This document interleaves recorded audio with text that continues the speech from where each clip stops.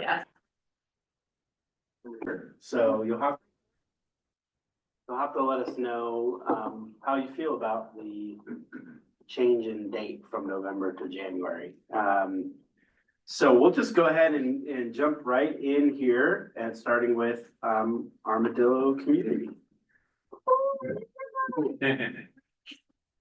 Oh, I think you can use the podium if you want, or if not the podium, at least the microphone. Oh, wow, Nancy.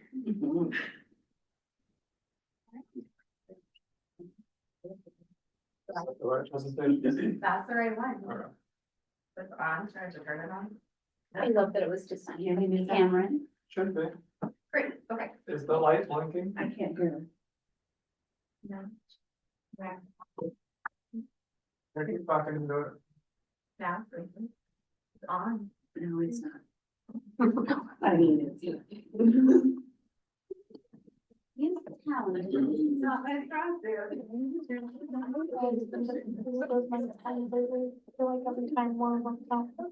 Oh, the microphone. testing. Oh, How about that one? Huh? no. Testing. Oh, there we go. I just need some little more. Volume. A little more volume. Oh, there you go. Yeah. Yeah. As long as you put it right up to your mouth. Civil. I'll still hear it. So no worries. Sorry. Super COVID. Okay. Okay.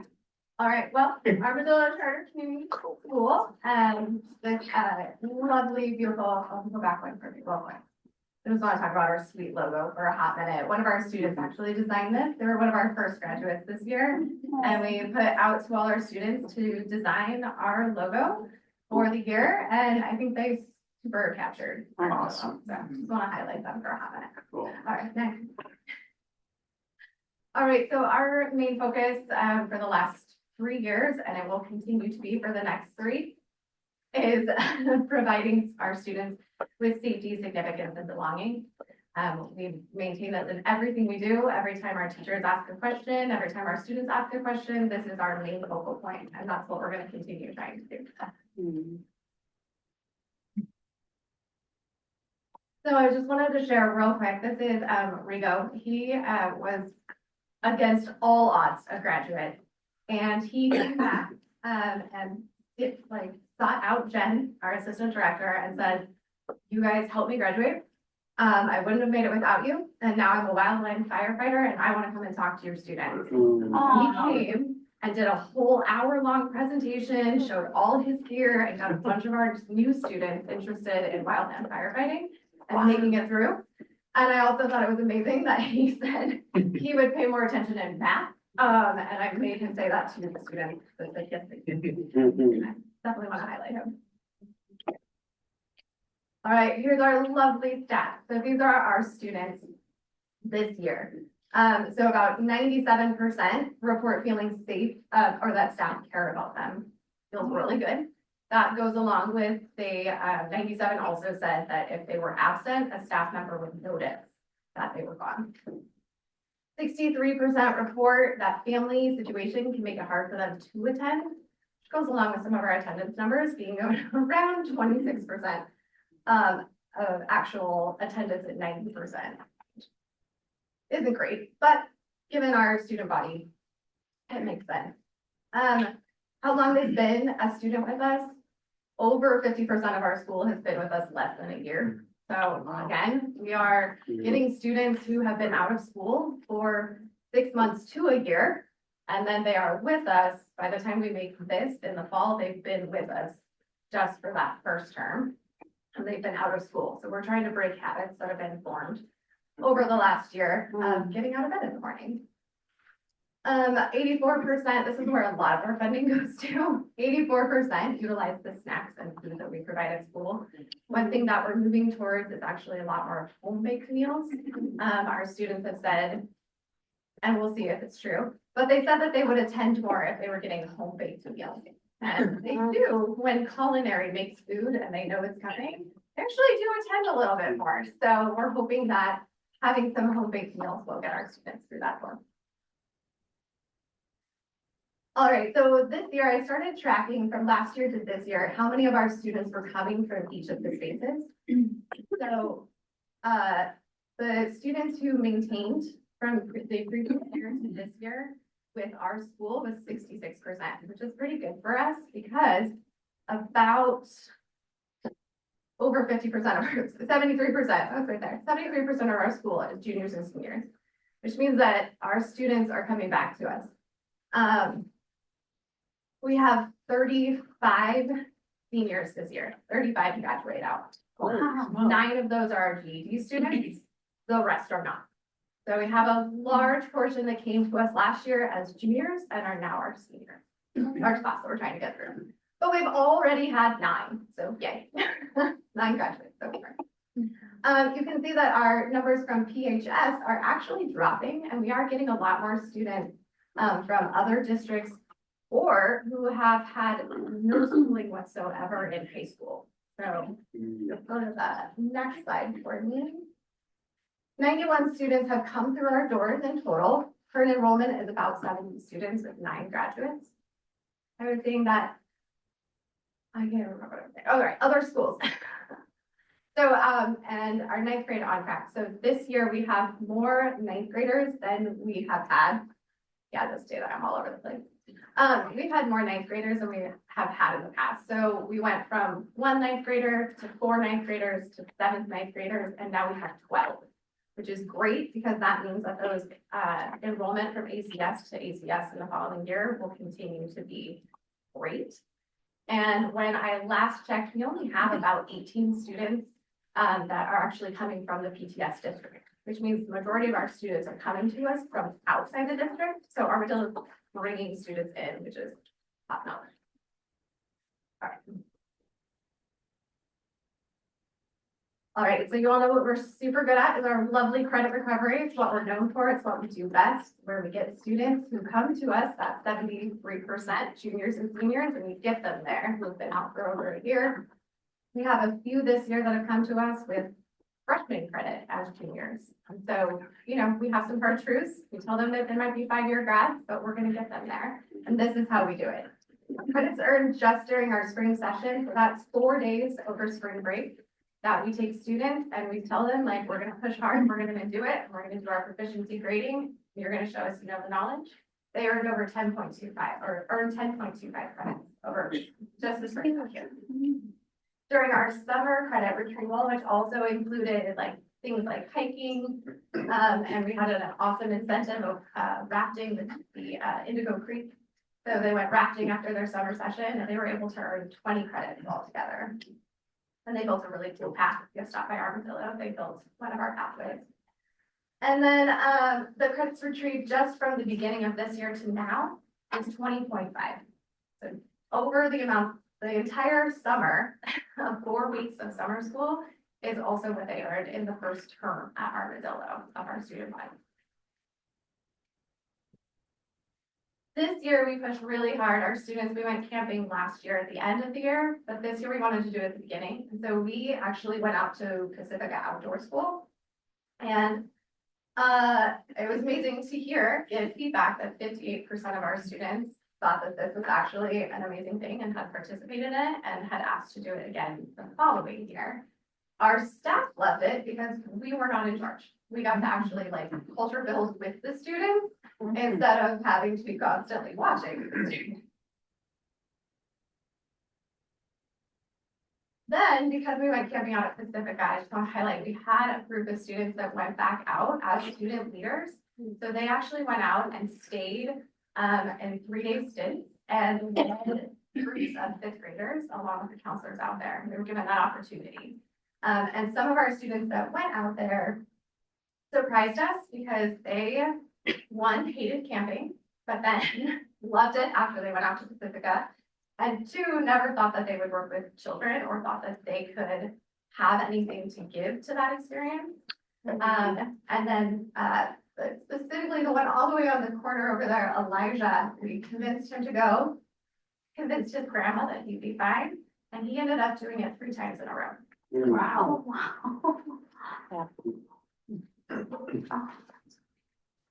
As you all know, we did some campus upgrades. I just like to show them every time that I look at it.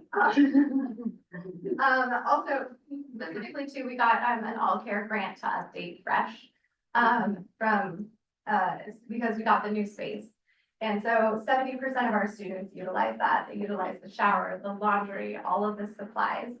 And so we've gotten some grants for our students to actually be able to purchase new clothing. So it's not just donations. That was one thing that we heard from them was like, we're just getting hand-me-downs. It doesn't feel very good. So we've gotten grants to actually purchase new clothing, and we have the students purchase it because they don't want to wear what I'm wearing, and I have no idea what they want to wear. So we have them purchase it.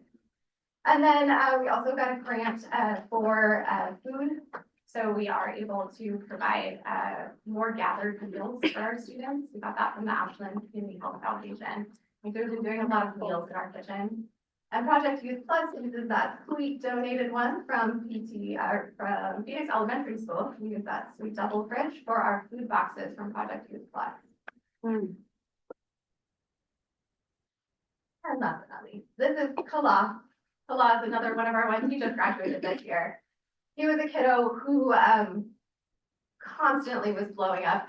I can't tell you the number of times that he told me to just go away in a not so nice way. But we got him there. We made it. And I've actually seen him more since he graduated with that cute little smile on his face than I ever saw him while he was a student. But we ended up getting him an internship in his last year up at Mount Ashland. And he transformed. He teaches little 5-year-olds how to snowboard down the mountain. And we've gotten calls from the mountain telling us how happy he is, how like delightful he is. And so it's really, really nice to be able to see our students blossom like that. Our community partners, I want to highlight them all because we work really well, really great with all of our community partners. We got the Foodery art exhibit down there. Our students have been working with a local artist, Dr. Blake, doing some Team Build Oregon. Phoenix Counseling coming on, doing art therapy. We have Talent Maker City. We have 2 cohorts going over there to do hands-on. They're going to end up building a couple things in the works. We're hoping for a bus stop cover down in Phoenix, where all of our students hang out when it's raining. We want to build them a cover. We have done a lot of listening sessions with University of Oregon for outdoor sessions. Pollinator Project, so many. Planned Parenthood coming on, Project Youth Plus, so many. Love them all.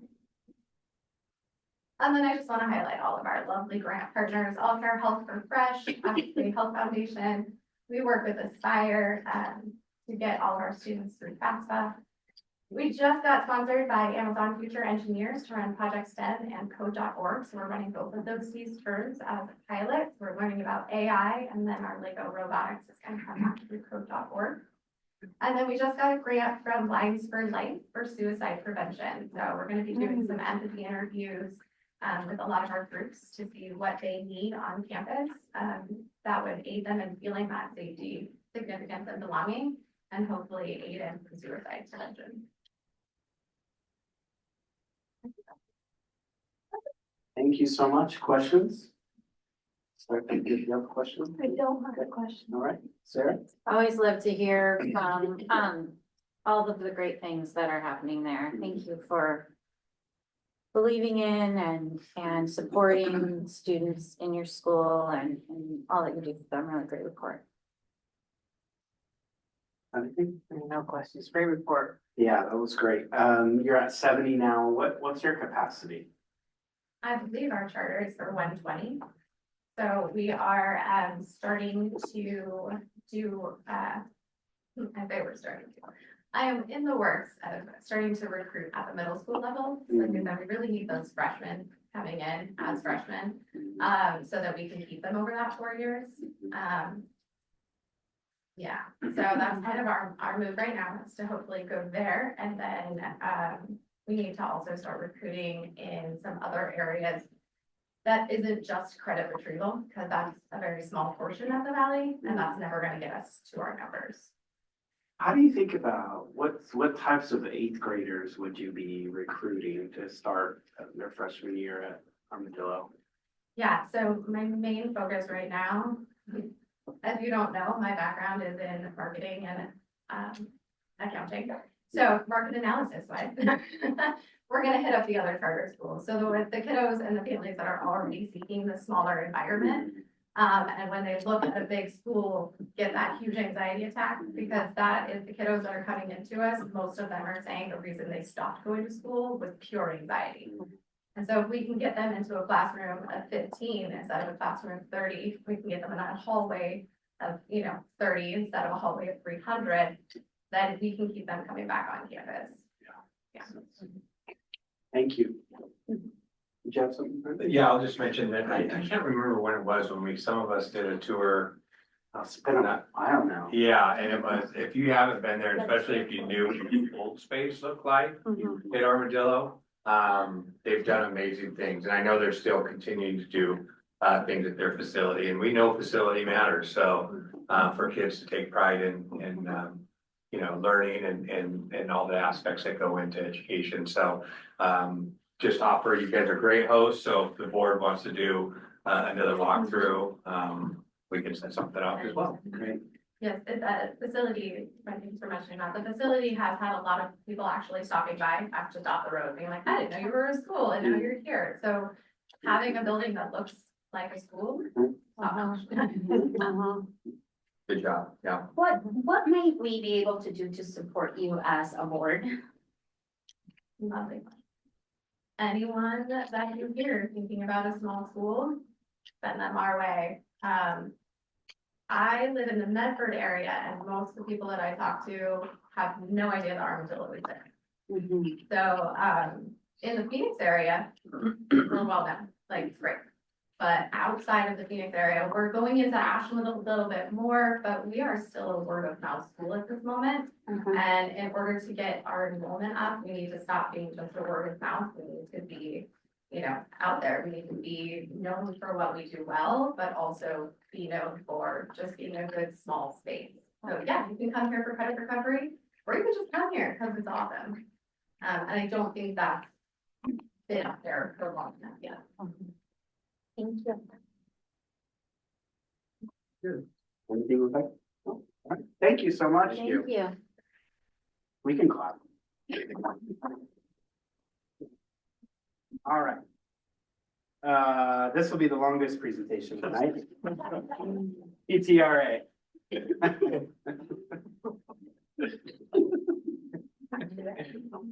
I gotta start slinging them before you.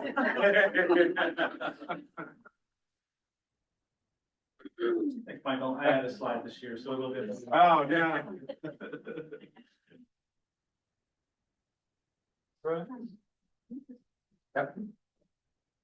Okay, so this is the fourth year of Phoenix Town Rising Academy as an independent school. So we've kind of started to really catch our stride, and a lot of what Rachel was saying applies to what we do as well in terms of small school, kinds of kids that we serve, that kind of thing. So let's go ahead and move on.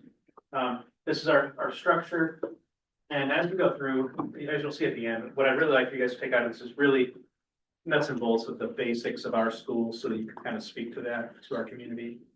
So we've got two different classes, K through 5 and middle school. Two teachers, obviously. We've got our classroom at PES. Some of you guys have seen that. We have in-person weekly stuff happening there, Tuesdays and Fridays. We have field trips at least once a month, but we have in-person things every week. The content is delivered online, as you guys know. So it's web-based in 6th through 8th, and it's teacher instruction at the elementary level. Okay. These are our current numbers enrollment-wise, broken down by grade and level. So you can see we have 17 elementary kids and 18 middle school kids right now. Very typical of where we are. Let's go ahead and move forward, Canyon. You can see the statistics, the kind of enrollment trends that we've seen. It seems very consistent now over 4 years. We start generally in the 20s, usually by Thanksgiving, we're kind of into the 30s, and we're generally finishing in the mid 50s. That's been very consistent over 4 years. So we're expecting to see that continue. The main influx points, as it says up there, into the first quarter, right before winter break, right before spring break. That's when we start to see kids coming over for lots of different reasons. Okay. Who's coming to us? These are folks, various reasons. It could be family reasons, generally family reasons in the elementary level, generally student reasons at the secondary level. We have, kids whose families travel a lot, they're looking for a flexible lifestyle for various reasons, could be work related, could be just lifestyle related. Some of them really just want to homeschool their kids, but want some additional support for that. That's kind of our elementary population. The secondary population is mostly kids who have anxiety or have had some kind of social or other emotional issues that they need a smaller space. So we have lots of kids who have health concerns of some kind, either physical, emotional, mental, whatever. So that's kind of the groups that we serve. Our elementary program, like I said, it's online, but it's going to be a half-hour a day of instruction, direct instruction from a teacher at every grade level. And then it's homeschool essentially from there. So we provide the materials, we provide that instruction and pacing and the schedule. And then the parents or the families are at home working with the kids most of the time. The students do have access to our schools for various things like music, library, things like that for our elementary students. It's, as I said, kind of a blend of the teacher and the parent delivered support. We use the same curriculum that all of our other schools do, Amplify and Reading, Ready Math. And then art and science are done in person. Those are those Friday classes. And then parents do those other subjects at home, social studies, PE, art. Go ahead, Canyon. Middle school. The teacher meets with the whole class once a week online, usually about 45 minutes. And then she meets with each student individually every other week for check-ins. Teacher acts as basically like a mentor and a support. There's not direct instruction given. We use an online curriculum at Mentum for all the classes. That's the instruction component. Students do have access to middle school sports and clubs.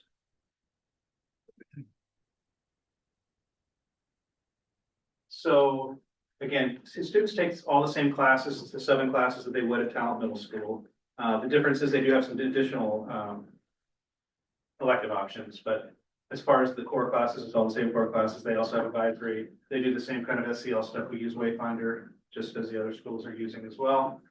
And an advisory period. Quickly, just taking a look, our numbers are really hard to follow because there's such a small sample size. And so you can see we had a 26% increase on, or excuse me, 26% increase on class size. Our regular attendance went down by 13%. This year, you're going to see that go up by probably 20%. So when you're dealing with such small numbers, those percentages are a little bit crazy. But our ELA, math, and science are kind of in line with the rest of the district in terms of performance. So, but again, that stuff bounces back and forth too from year to year. I think we typically find, especially, and this is our beginning of the year, we're right in the middle of our mid-year assessment right now, as are all the other schools. Our beginning of the year data, this is reading, but you're going to see that generally our students perform really pretty well comparative to the rest of our schools in the district on the iReady assessments. I think mostly because their parents do them for them at home. See, a few of you guys didn't even smile, but no, we have pretty good performance on our iReady reading and math. Go ahead, Canyon, to the math. So seeing these numbers in the 30% of students who are coming into, again, beginning of the year numbers, coming into the grade level with proficiency of 33% for the grade level is really pretty good numbers. So we're pleased with those, and we see that kind of consistently. Go ahead. So here's our goals for this year. We've worked for the last several years to really try to build community. It's a very difficult thing to build community in a school where kids aren't there very often or at all. But we try to create as much opportunities as we can, or as many opportunities as we can with our in-person activities and our field trips. And trying to engage our families in every way we can with some of the similar things that the elementary schools and middle schools are doing now with our family engagement and empowerment. We have lots of goals in the area of attendance. I think we're going to perform very well attendance wise, and even as a district. I mean, I'm not here to speak to you guys about the district wide stuff tonight, but we are doing some good things that I'll be talking to you about down the road here. in the attendance area. And then we want to see our math achievement, just like the rest of the district, improve. So these are really in line with our district goals. One of the things that you guys often ask is how you can help us. So how you can help PTRA is, as I said at the beginning, just understand the basic structure so that when people ask you about it, you can kind of speak to, you don't need to know all the nitty gritty details, but this is kind of the way it works. And obviously you can use me as a resource, but just understand how we work generally. Also, talking to your constituents about us, just like Rachel mentioned, if people are looking for something like this, making sure that you're making them aware that they're an option. And then what we're trying to do is, and this is one of the things Brent and I have worked on for the last few years, try to regain some enrollment that we've lost to other charter schools and other online opportunities. So basically, the kids that are living in our district back into our district. So this program is one of the ways to do that. That's how we see it. And then the last thing that I would like for you guys, sure, changed me on a bullet. It's just to recognize our staff. These guys work really hard and they work in a kind of a funky environment where they don't get to come to work every day and have a community with their coworkers and stuff. And so they work in a strange environment. So if you have an opportunity to thank them, know who they are, appreciate their work, I would appreciate that because they're good folks that are doing good things for this segment of our community. So that's it for me. Questions? Questions for Aaron? My question is, Edmentium, those are self-paced, right? Or do you keep on pacing with your classes? How does? So that they are paced. And so Okay, they have to complete a course by the end of the term, kids need to stay on pace. So yeah, they are self-paced in a sense, like you can work at various times during the day or even various times during the week, but you need to kind of keep up. okay. Yeah.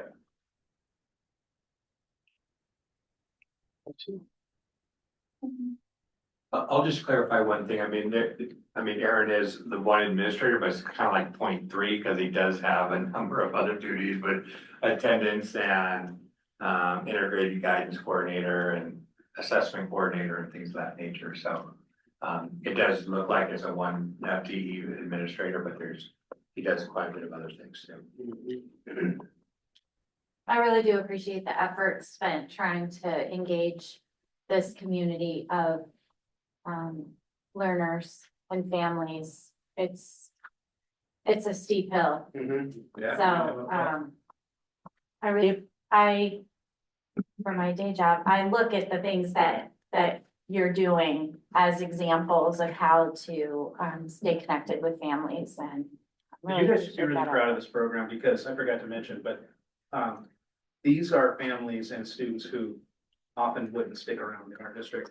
So you're providing another way to serve. So I'm happy to be a part of that, and you guys should be happy about that too. Yeah, I was just gonna say that, you know, if this weren't here, we wouldn't see these kids in our traditional buildings and everything. So, yeah. So, well done. Right. Okay. All of our elementary, are you all going together? Yeah, Michael. That's what it says. I'm just double checking. Mhm.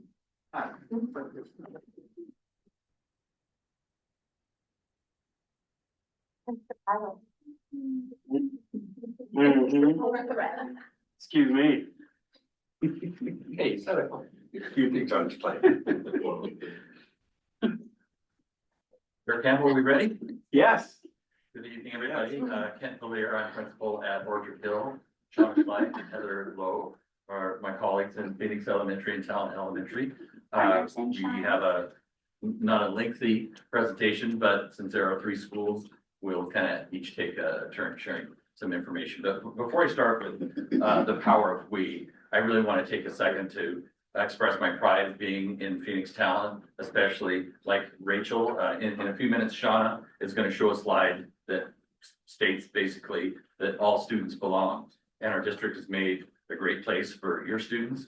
And in Aaron, your work with those students and what you just said that the families are here. And I think that speaks highly of our board and our community and our leadership. So I am just proud to be a part of that. So I wanted to add that. And I will say, I want to recognize Denny Goodwin, because frequently at an elementary school, if we're shorthanded in the office, then he will come up and she was an aide actually at Orchard Hill some years ago. But she's a wonderful lady and it's just great to have her. So thank you, Erin, for being so generous with her time. So yeah, we are talking about kind of 4 topics tonight. I will talk about demographics, a little bit about who we are, who attends our schools, and review some student achievement data with you, and also some data from a recent culture survey, student culture survey that we do pretty much annually called the Panorama survey. So the next slide, please. The demographics and who we are. This probably there we go. This probably is pretty familiar to all of you. The 3 schools are quite different. Orchard Hill being the smallest, Talon Elementary being the largest, and then are some diversity stats, some unique learners, some migrant ed, and for the longest time, I thought MKV was Mr. Kent Follier, but it's actually McKinney Dental, like a federal homeless legislation that helps support the students. I just learned that and I thought I know that. Oh, the schools. So data trends and one more, please, can you? This is a 3-year longitudinal look at school culture, and these are student perceptions in grades 3 through 5. And this measures their sense of belonging. And I want to share the 4 questions that students are asked that yield these scores. How well do people? Sorry, is this for all 3 schools? Yes. Okay. All 3 Thank you. together. Okay. We can share them if you disaggregated it. Yeah, no, that's okay. Thank you. How well do people at school understand what kind of person you are? That's one question that they answer. The second one, how much support do the adults give you? The third one, how much respect do the students at school show you? And the fourth one that yields the belonging score is when you are at school, how much do you feel like you belong? So those are all the data. They do seem to swing a little bit. To be honest, I couldn't explain the district drop 10%. I will say that score of 53% favorable nationally, because it's a nationally normed instrument, is right at the 50th percentile. So half the schools that have taken this in a norm group do a little bit better and half do not as well. So we're ranking below that. The second area that we measure with Panorama is engagement. That's the data from all 3 schools, all 3 3rd, 4th, and 5th graders through the past 3 years. The engagement questions are, how excited are you about going to your classes? How focused are you on the activities in your classes? The teacher, are you paying attention? Or my mom saying, are you paying attention in class? In your classes, how excited are you to participate? The fourth one, when you're not in school, how often do you talk about ideas in your classes? And the last one is, how interested are you in your classes? Obviously, you know, there's 2/3 of the students have taken it in the past year, and the 3rd grade group is a new group. So that data does kind of reflect different groups through the years. Next one, let's talk just a little bit about the 3 schools and SBAC and some iReady. The far left column there is attendance. It's Phoenix Elementary, and man, what a great job. Look at how that attendance has grown. Nice job, John and staff. And then their SBAC scores from 21-22 to just the past year that concluded. The bottom score is current iReady reading and math. Those numbers are still fluctuating a little bit because we don't have like 100% of our students tested quite yet, because we're right in the middle of the second testing season. But they probably won't change that much. So that's where the data are right now for math and reading. Next one, please. It's Talon Elementary. Again, really strong attendance with all of Heather's endeavors at Talon Elementary and the community support she's building for that. Their reading and math SBAC. And then the bottom data again is this winter iReady measurement. And Orchard Hill, I think actually this is a mistake. The 86 should be here at the bottom. I win. It's not, we are starting some student incentive programs to, kind of bolster that a little bit. So we're working on that, and then there is Orchard Hills achievement data, and then our current, where we're sitting with iReady and math. Can you back that up? Sorry, thank you. Thank you.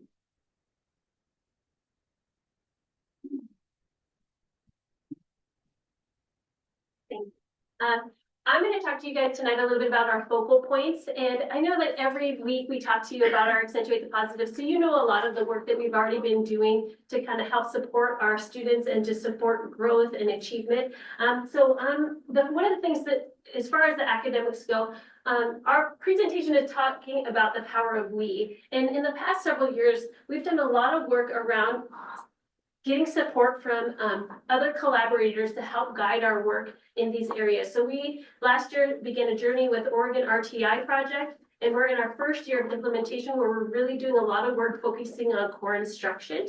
So we have we've revamped the coaches that we have. Each building used to have an instructional coach, but now we have subject-specific coaches. So we have Corinne Calhoun is working with our in our literacy realm, and then Jim Arborn is working in our math department, and it's really having some great impact right now because we have content area specific feedback going to teachers and support in helping with the implementation of our curriculums. The other thing that we have, each of our buildings have a building implementation team where we're going out and doing a lot of joint observations, a lot of work around creating a 3-year strategic plan to help really look at how can we continue to strengthen core instruction in the area of reading and math. And then we also have a district-wide math team that's really focusing on a 3-year implementation with math specific. So those are the things that we're doing at both the building and the 3 elementaries working together to help support the area of academics. Another thing, another company that we're working with is edX, and I don't know how much we've talked to you about them, but we've been doing a lot of work. We know that teacher collective efficacy, or teachers working together, is what's really going to help support both teachers and help drive up our scores. And it's not just about scores, it's really about how do we help meet the needs of our learners. So edX, like we've done a lot of work, but when you bring in sometimes outside agencies to kind of give you an assessment and say, hey, you know, you guys have been doing this work, but there's maybe some foundational pieces that were missed or weren't done, you know, like that need to be put into place to help continue fostering our framework for having teachers work together. So we have really kind of taken a few, we haven't taken any steps back, but we're really slowing down the process and really building the foundation from the ground up. So this year with our professional learning communities, we're really focusing on making sure teachers understand how to create norms and how to work with each other, because that's important. We're looking at how to give structure between what are the things that are loose and tight, and what that means is where it's like, okay, these are the things that have to be in place. And so one of those is that this year we're really focusing on unit planning. Professional learning communities in spirit are meant to take student data, analyze it, but we need to make sure we have a very cohesive core instruction before we really start analyzing grade level data. And so we're taking a really slow, smooth approach to that, and we feel really confident that we're supporting our teachers and helping them create really solid unit plans so they can internalize our curriculums and teach with a lot of confidence and a lot of skill, because we have a lot of tools at our disposal. And so how do you sift through all that? How do you make that so that we're getting the biggest impact for student learning? And so that's the biggest piece that we're doing this year. And then we're really having a tool to help hold all of us accountable, leaders and PLCs, to make sure we're staying on track. So that's with the help of edX. So we have help with Oregon RTI, and then we have help with edX. The last thing, or my third slide that I want to talk about is really kind of speaking to what Kent talked about, the core of why we do this work. And I just want to come with a lot of gratitude from all of you. This is my 20th year in the school district, and I thank my lucky stars that I get to work with all of you guys. We have such an amazing board that really believes in inclusion. And I remember the journey of reading about inclusion and what inclusion really means. And when we say all kids belong, what does that actually look like? And how does that manifest itself in our schools? We have laws that help dictate what we can and can't do. And so we've had laws that shape that we no longer exclude kids for behavior. We no longer suspend kids like we used to. We no longer place them into separate programs out. We keep them in our schools. With that, sometimes you don't see the impact that we're having on the scores that get published out in the school, but I can tell you, this is my 6th year at Phoenix. This is Heather's 5th year at Talent and it's Kent's 2nd year at Orchard Hill. And what we can attest to is that these inclusive practices make a difference for kids, but they come with impact. So when you have kids that are dysregulated or you have kids with varying lagging skills, it takes a lot more staff. It takes a lot more training and professional development to help give people the skills on how to help support kids in learning. And so I just want to kind of point that out, that we've done a lot of work around embedding social emotional learning into our communities so that kids do feel a sense of belonging. It's not an afterthought. It's something that's really an important thing that we focus on, and we have support with that with Wayfinder. So we're really good about utilizing supports to help us with that. Restorative responses, we've been talking about restorative practices for the last 15 years in this district. We're still on that journey because as things intensify, sometimes our natural instinct is to go back to punitive practices because we get tired or because we don't know what else to do, or that, hey, what worked for this kid didn't work for this kid. So it's just a constant reminder that we need to stay true to our core values, that every kid belongs. We believe in inclusion. And so when I say this, I'm just really like, I know I'm preaching to the choir because you don't believe this, but it's like, I just wanted you to understand the impact of, because there are times when harm is caused. Harm to individuals, harm to communities, harm to staff, things like that. And I just want you to know that we're committed to helping protect people while also committed to serving all kids. Shauna, can you just for a second, because there's a lot of discussion out in the ether about SEL and people have a lot of thoughts about what they think that is. But could you, in just a few sentences, give us an idea of what that practically looks like in school? Yeah. So when you think about math, there's standards for math. When you think about reading, there's standards for reading. We have standards for social emotional learning. And it's like standards on how you work with each other, how you regulate your emotions, how you understand how your emotions impact yourself and others. So this year we've started working with Wayfinder, and we have really great tools to help support that. In the past, we partnered with Ruler, and we still have a partnership with Ruler to understand that emotions drive everything. Like emotions really do matter. And so it's basically, how do you build community? How do you work with each other in collaborative spaces? How do you deal with and manage your emotions and regulate? And how do you be a good friend? It's those types of things. And it's stuff we've done SEL in schools since the inception of schools. This isn't new. This is what schools and communities do. It's not new. But now we have standards, Oregon standards, that we're required to teach. So it's just like any other subject. We have standards that we're required to. Appreciate it. Thank you. One last thing on my slide, I just talked about mindset matters, and I just think that in all of this, sometimes there's a lot of news and noise out there, and I just think it's really important that we stay consistent, that like having a positive mindset around inclusion and around every kid belongs. Sometimes we get tired, and so like it's really important that we continue to support each other in that. And so when we get to the end of the slides, we'll talk about how you can help support us. And then the last thing I wanted to talk about is showing up.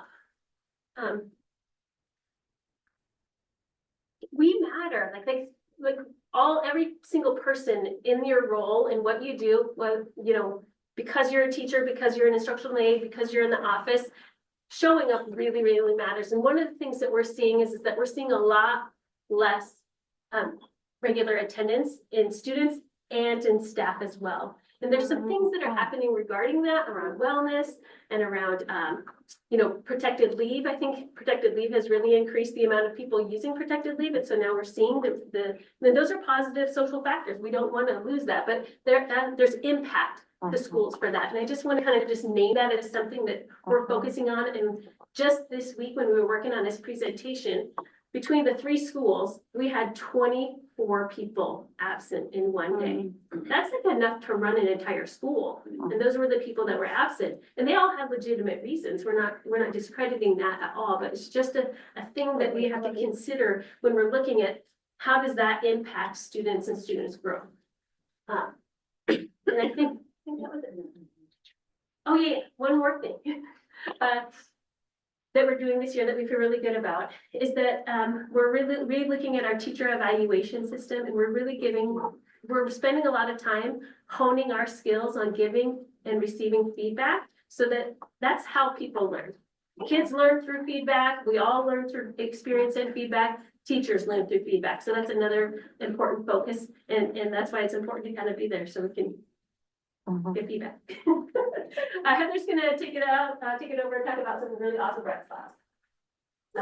Which is funny because we do this every 2 weeks, we get to talk about our bright spots.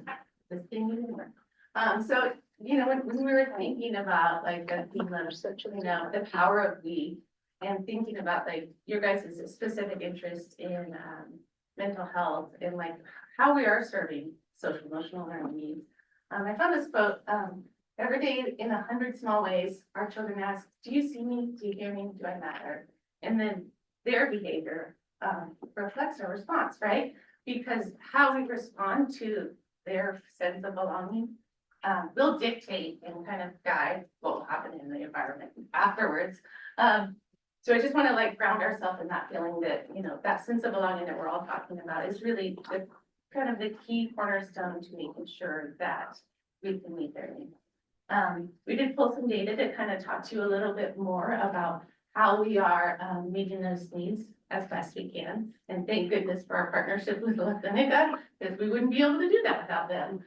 So you can see how many kids are getting served in the population, percent of our population that are accessing these resources. So we have mental health. One kind of note is Phoenix did just use one of their amazing long-term mental health therapist, which is really a bummer. So hopefully then we can kind of regain ground there. And then I lost my skills trainer, which wasn't. You're welcome. So I don't get one. But La Clinica is really working hard to replace that person. But you can see that a pretty significant portion of our population is accessing mental health skills training. And then our SEL tier 2 and tier 3 kiddos, those are our students who are working with our behavior specialists. So through our data reviews every 6 to 8 weeks, we look at, you know, reminders and notifications, what's going on in the classroom, and then we put them in they either don't go in tier 2 or tier 3, and just get that tier 1 and SEL instruction in the classroom, or they get to spend some time with the behavior specialist. And so you can see the behavior specialists are very busy because they're also in charge of the core SEL programs as well. And so for the SEL tier 2 and tier 3, they're using Wayfinder as well, and really honing in on specific lagging skills. Like, for example, in the area of self-awareness, which is a big one for kids. What? There's a world out there, yes. And they'll either do like check-ins, like a daily check-in, they might do some small group instruction. It kind of depends on the need of the building. But you can see they're working with a lot of kids, and so are mental health services. And one point about that is that not only do we have mental health and skills training, we have these wonderful physical health, these nurses that are seeing, I don't know, Shauna said in 1 month, was that last year? So over 250 visits in 1 month at the clinic in Phoenix, which is right. You think about, oh, that's probably about 200 visits that wouldn't have happened, you know, had there not been the clinic there. And that is just like, holy cow, I could not say enough about that partnership. And another note about this doesn't even include our SPED kids who get the behavior support in the resource rooms or TLC. So it's a lot of kids who have a lot of needs. So when you go to talk about it, it's, you know, like you can say it's around, you know, 15–20% of our kids are accessing additional behavioral supports. So it's pretty big. And I would venture to say that if we had more capacity to serve them, we would serve them. Is this this school year, Heather? Yeah, it's currently. Oh, thank you. Yeah. Say that last part, if you had more capacity, Yeah, I mean. are you talking money or I mean, Staff obviously. is money, yeah, I mean, we have one therapist at school who can serve.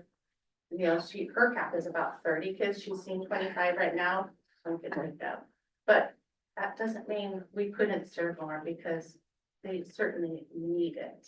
Mhm. There's, you know, and it's a complicated, there are some kids who need mental health services that are beyond the scope of La Clinica, not in a school-based therapy. But we're still serving them because we're like, well, that's better than nothing. You know, we need to make sure that they have some sort of support. Because we're not trained in that.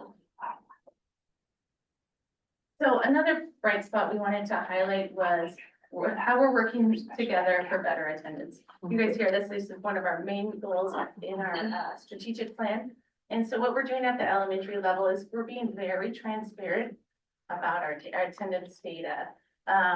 We have these letters, and I'm sure somebody's seen them. Rebecca's seen them, that when they're coming to our family nights, we're saying, hey, here's how your students' attendance compares to the average of the school. So if they're pretty discrepant, it's gonna be blatant on that. And we're sharing the research about why it's so important. And then we're setting targets as a district. Last week, we had a district attendance meeting and we all made an agreement to really start targeting that group of students who's in the 80 to 90% range. You know, 90% is that regular attender. And we made an agreement at that meeting to really say, okay, we're gonna target this group for elementary specific. There's 138 elementary kids amongst our schools who fall in that bracket. If we were able to get them to 90%, that's a 15% increase of kids who are regularly attending, and a doable one. The kid who's like wavering down at 60%, it's a slog, and they get more. And we also are doing some different tiered interventions for that. So at the elementary schools, every day, we have our office staff calling to check in to see, why is your student not here? We get a little harassy at times.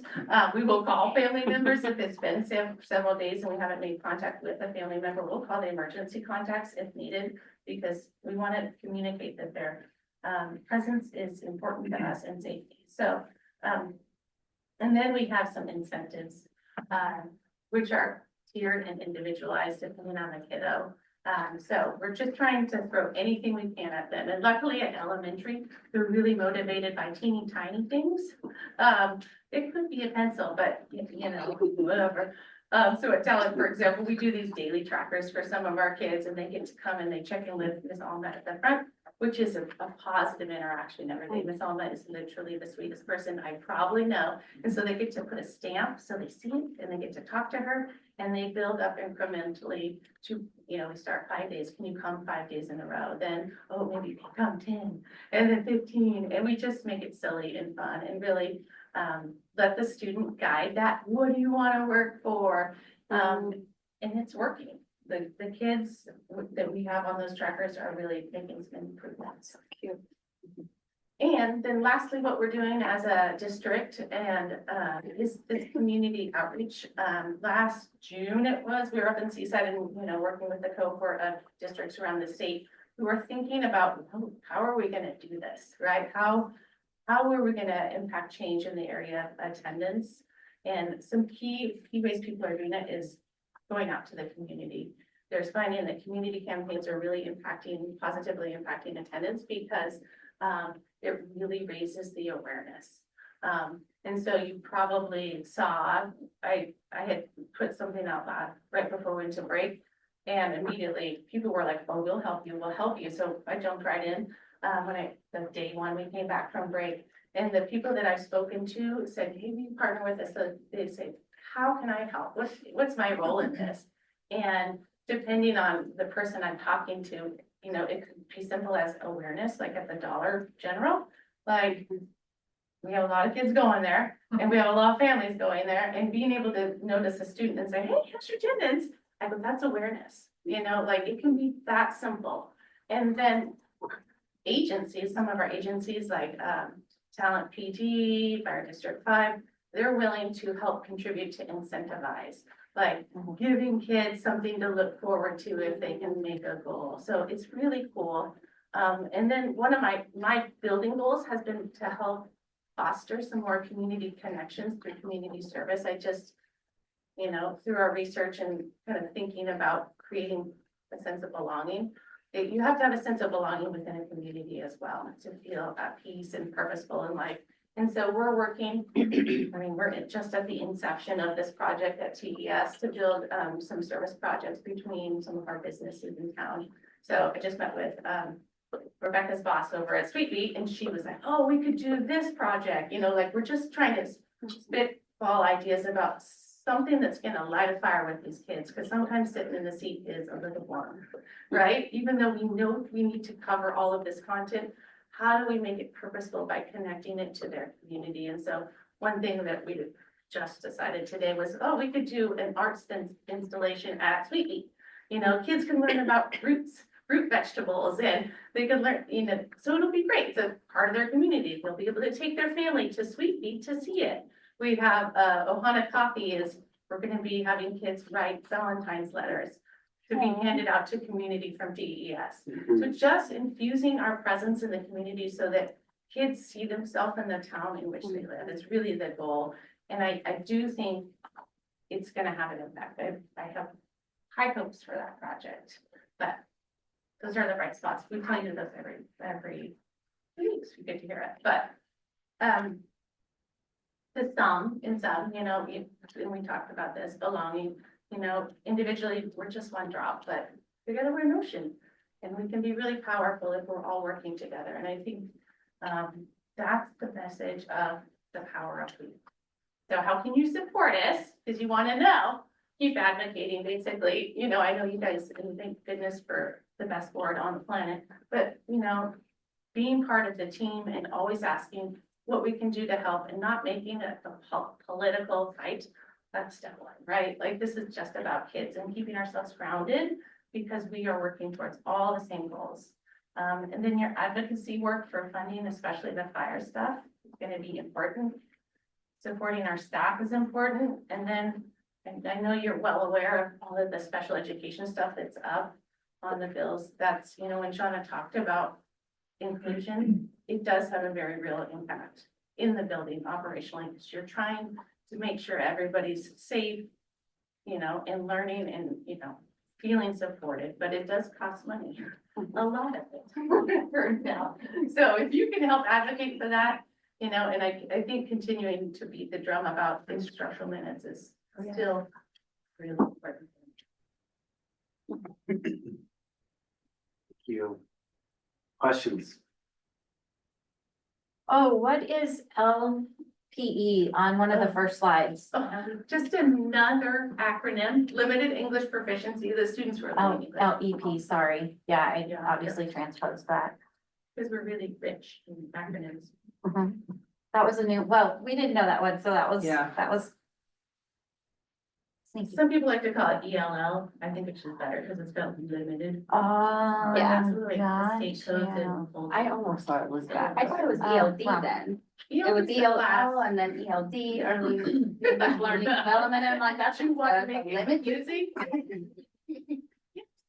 I was just curious with like social emotional learning. I feel like when I was younger, something we really focused on was conflict resolution, if that's something we're learning, because that's a skill you carry on forever. And it was taught to me in a very specific way that helped me understand that I still try to practice sometimes, because it's really easy, especially when you're little, to get like really angry about something and at your friends, and you just like don't know how to handle it with all these big emotions. So it's like, Amen. Could you be a guest speaker for some of that? Yeah, no, we definitely work on that. That's one of the standards within the SELs. I have two questions. You go for it. Yeah, so I have two questions. The first one is on belonging and engagement. I see that it's kind of gone down a tad, and I know it's because, you know, it could be because of, what is your plan on helping with belonging and engagement? Like, can you give me a few examples? Yeah, yeah. I mean, I can speak to it for sure on my end. That the SEL will really target that. I am gonna put it back on our student leadership and say, what what do you want to do about this? What is it that is making you guys feel like this? And, because you have to be the solution. It's Javier's trip, put it back on the kids, right? Put it back on whoever, like, if they're feeling that, it's typically because they're having a student conflict, right? And so when I read through our comments, it was like, they don't understand me or they don't like me, it's elementary kind of thing. But we're gonna make the kids solve the problem, really, because I think that they need to know that as much as we teach them these standards, it's really about how they interact with each other and hold each other accountable for relationships with the facilitation. And then I think, I'm hopeful that some of our work with, the community partnerships will help with that engagement piece, because sometimes it can be a little like, oh, what am I doing? Why do I have to do this, right? And so connecting learning to real life, I think, is a good strategy. Obviously, we're really trying to get people to talk about learning at home, but it feels like it's really teacher specific. Go talk to your mom about this.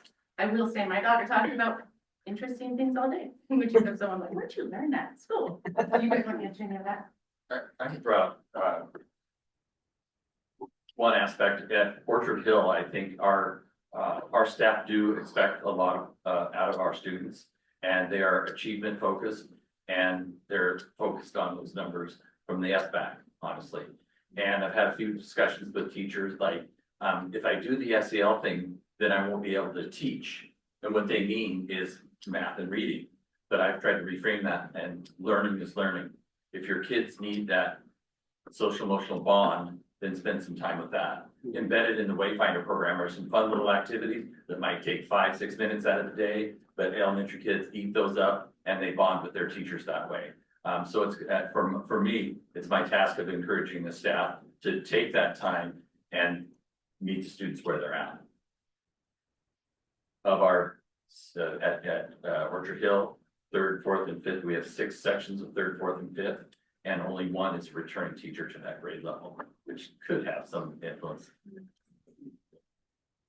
Yeah, I think the only other thing I would add to that is just thinking about how culture trickles down, how your staff and the way they feel about school is going to trickle down to how kids feel about school. So really tackling it from all levels, student level, but then also staff level. So we want to give a quick shout out. We want to say thank you, Javier. He's been really helpful in helping us like do with all of this stuff. So we just want to give him Officially on the bright spots.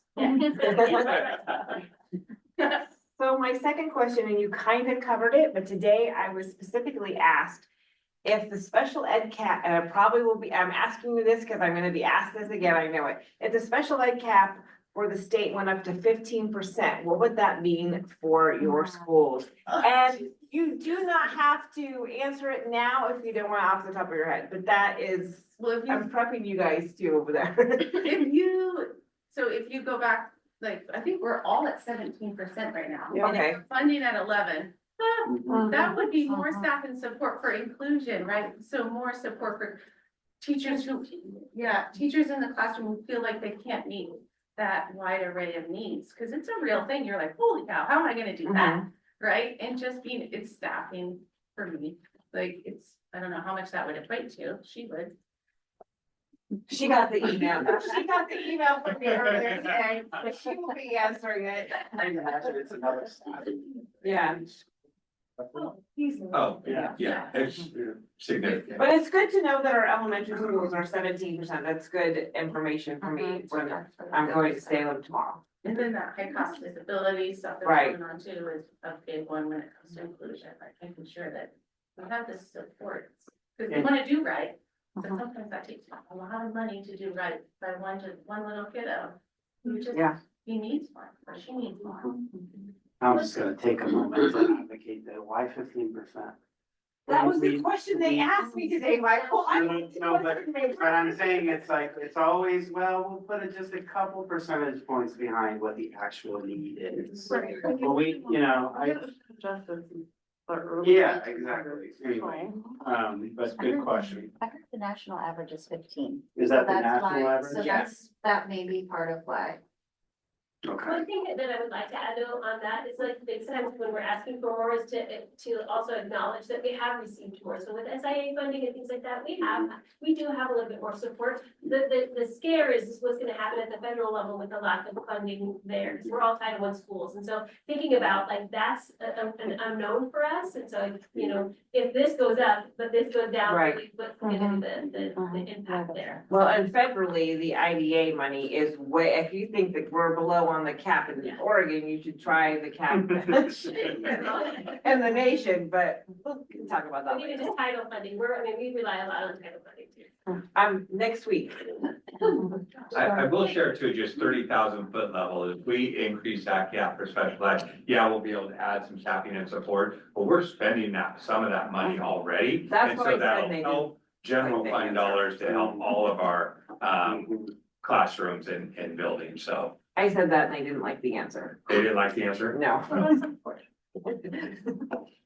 I've done the math. At elementary, it would be about 280,000 additional dollars each year. If there is.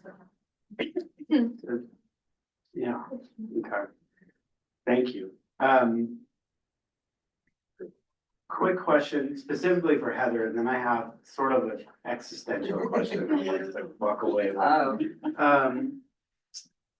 It might not be that existential, but your skills trainer, tell me more about that. That's through La Clinica, and you don't Yeah. have one? So. How long we have you had not had one? Stormy. Because that How seems do we like- not have one? Great question. So the Yeah. way it works is we refer to mental health counseling. And then, once they get into that like referral stage, they can have that service as part of their kind of service plan. Mhm, Stormy was working on a credential, mhm, so then she got placed over there, mhm. which is great, because she's awesome. And I know they are working, because as soon as they told me that she was leaving, I said, well, what's the plan for replacing her? Mhm. And that's been since the beginning of the year, or? No, just at Christmas break, Oh, yeah. okay. Winter break, All right. she switched over. So we had, Okay. she was working with kids, but not. Okay, okay. Just my mind went to, how can we think about, when we are relying on community partners for these very vital services, how can we think about internalizing those things as a district so that we don't end up with these inequitable gaps between our schools? Which leads me to my, final question.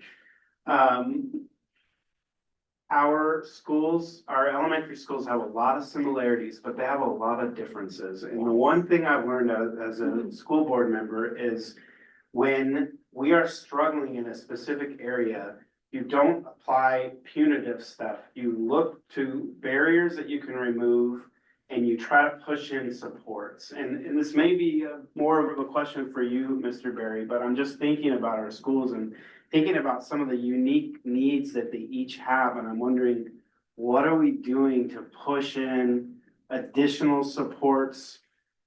For example, not to call you out, but in math at Phoenix Elementary, right? I worry sometimes that we think about treating all of our elementaries the same when we have some unique challenges and unique needs at each of those schools.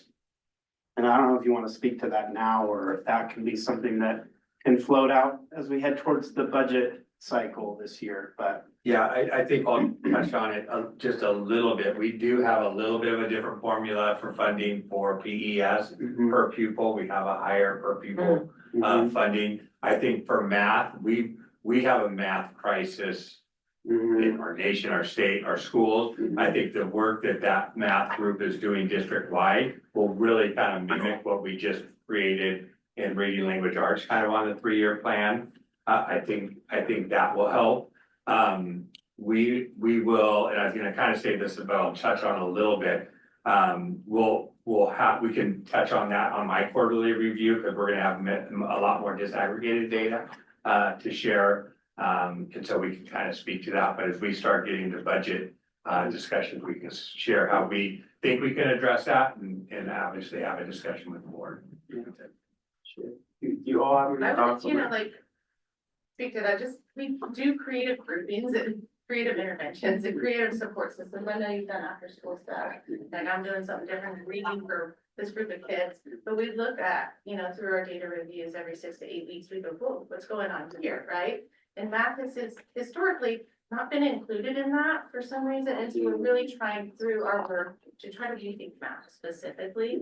But in general, I would say through data analysis, per reviews, or, you know, 6 to 8 week cycles, we look at groups of kids and say, what can we do for them?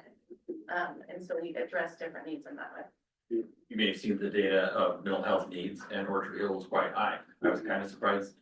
You know, this is the first time we've looked at that. But last year Brent allocated a licensed staff member for our SEL behavior person at Orchard Hill, and previously we didn't have one. So that's probably a way of thinking, you know, we had that need and we got an allocation.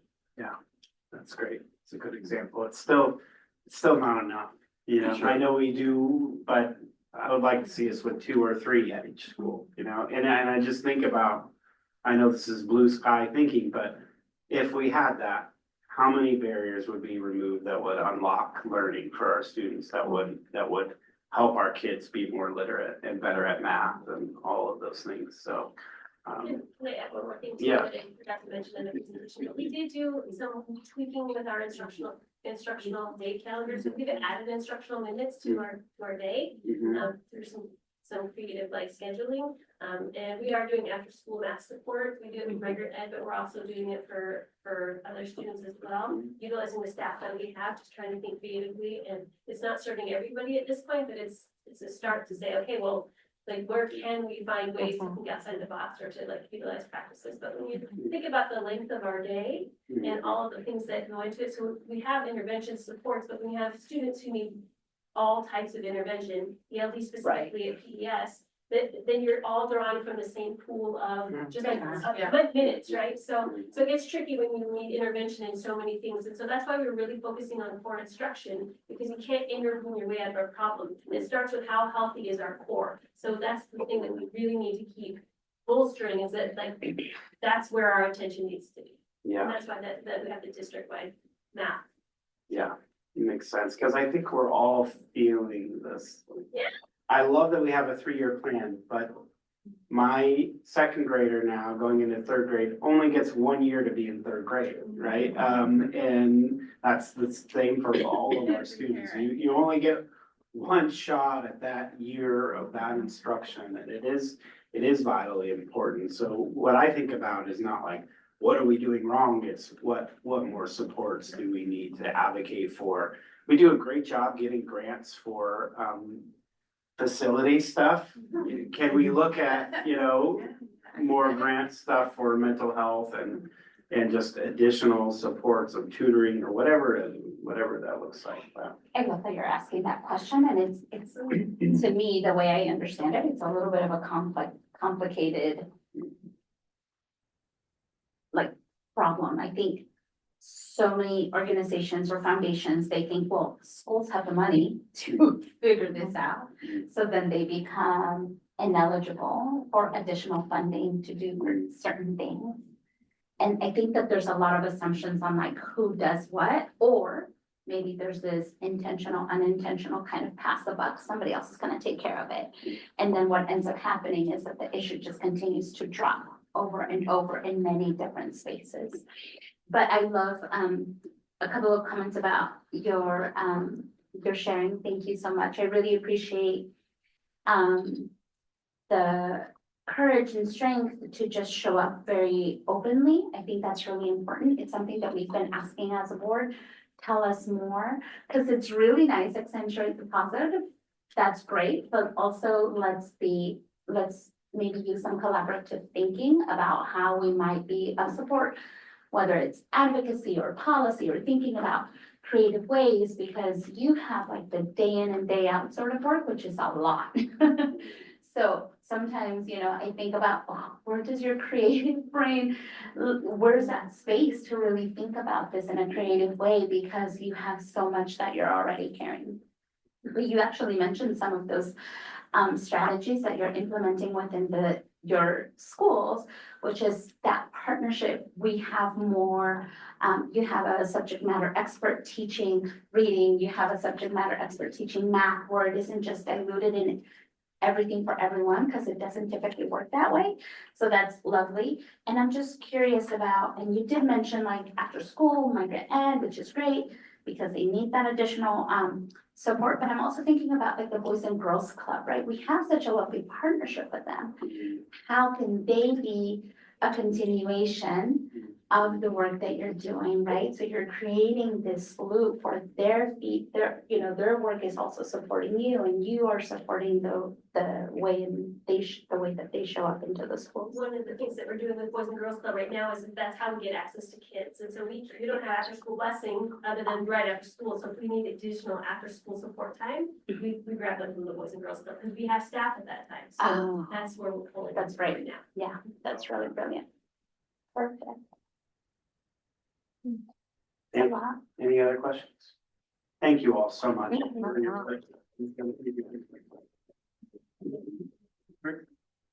We'll do a 11-minute recess, be back here at 7:30 to finish up with TMS and PHS.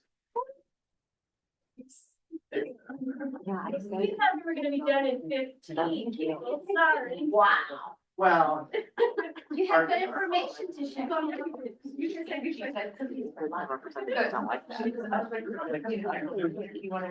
I'm gonna learn more this week. I want to report everything out. Okay. Say it again, John.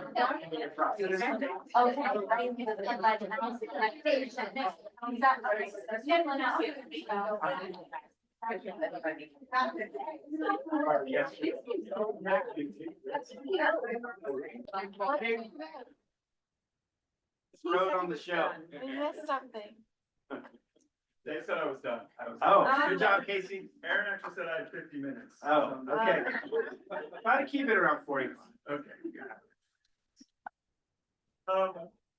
With this being my first jab, I know it's kind of an echo, but just want to really just say how grateful I am to be a part of this district.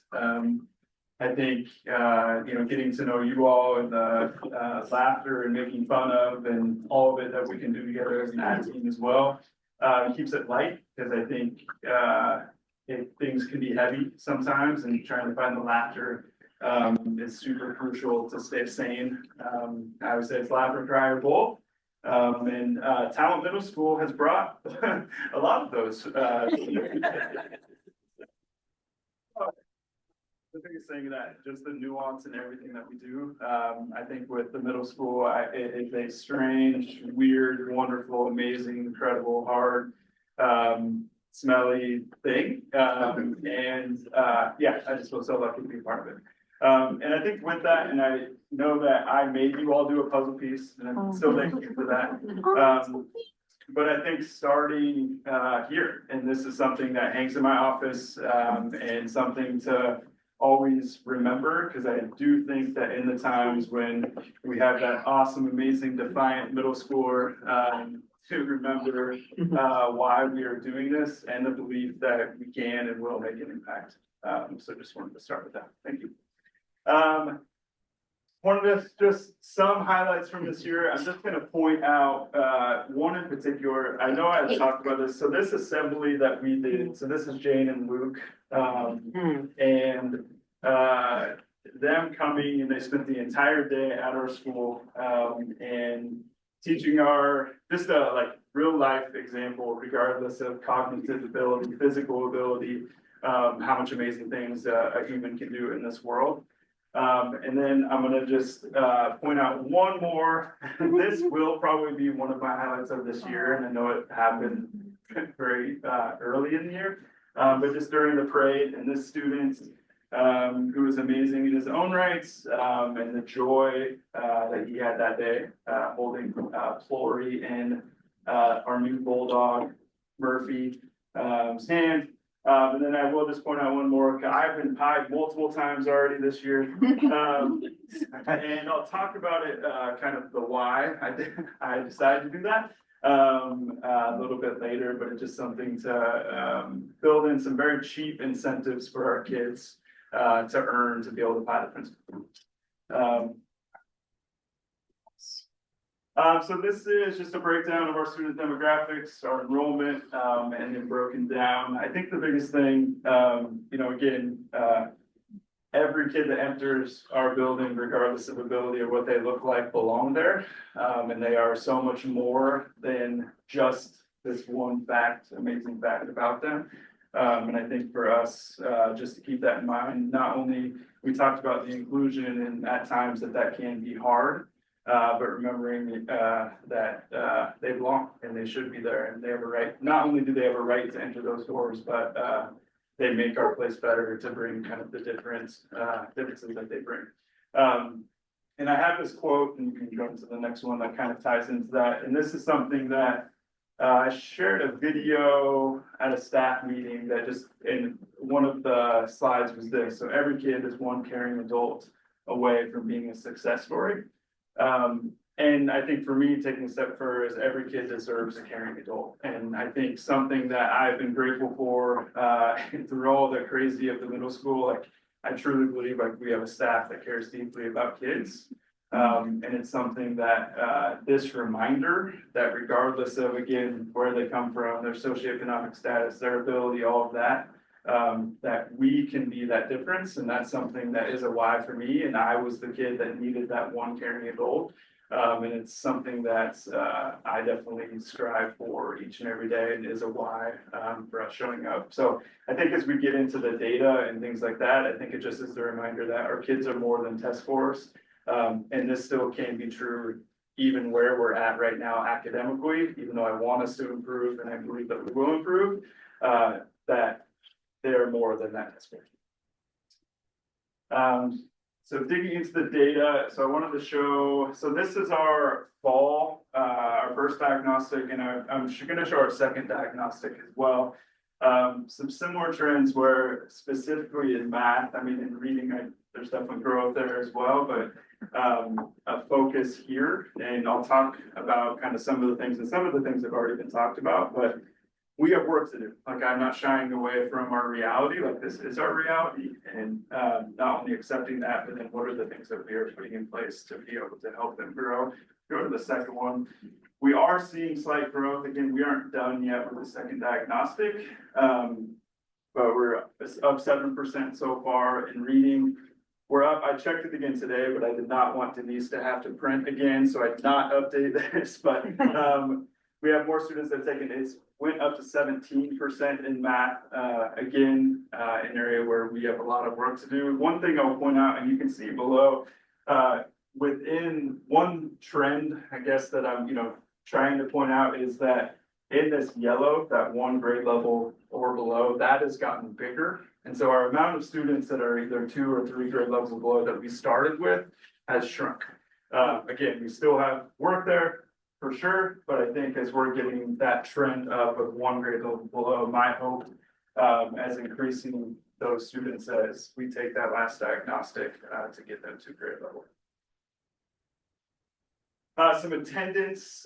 So currently right now, 72% of our students are in that 90 to 100%, and that's up 6% so far this year. Kind of like the other schools I know was talked about, we've done a big focus on this 80 to 89, and actually at I think next week, any of our students that moved up to 90, there was going to be a root beer float.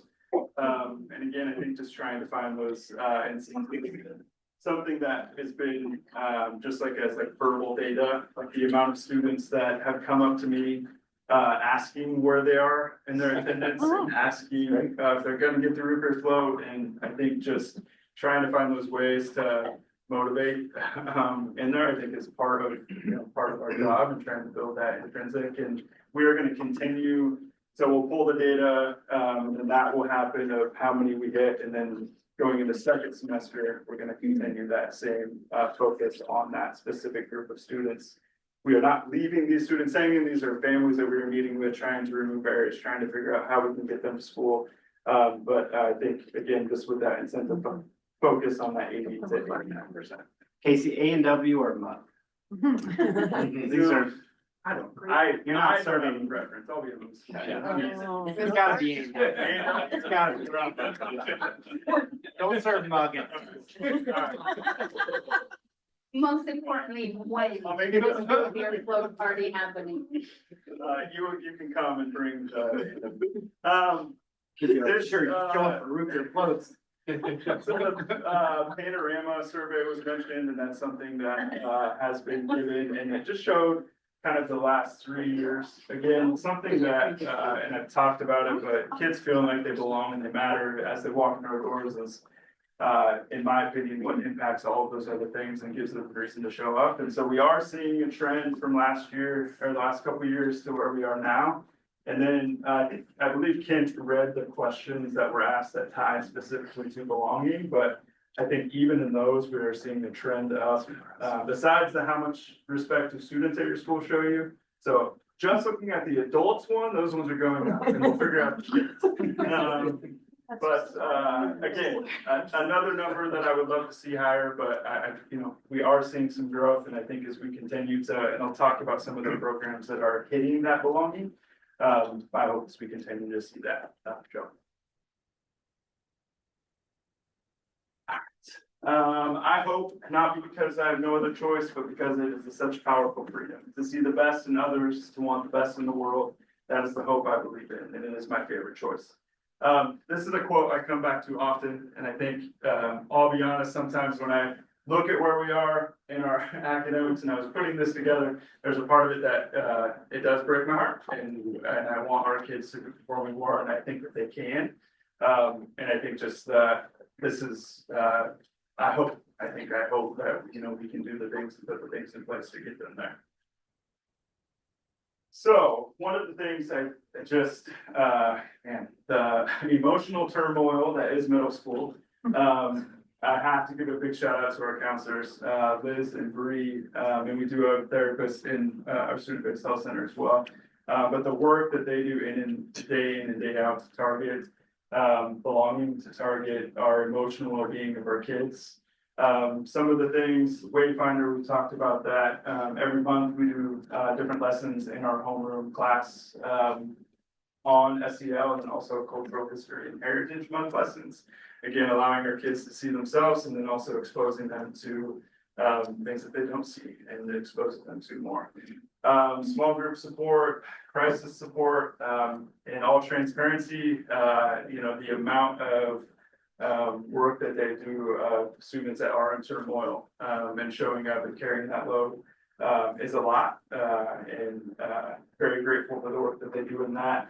One, group that I just want to talk about that I got to sit in on, they've been running a hope group, and really just the idea of hope and having hope and what happens when we don't have that, and then what are the things that we do to regain that hope.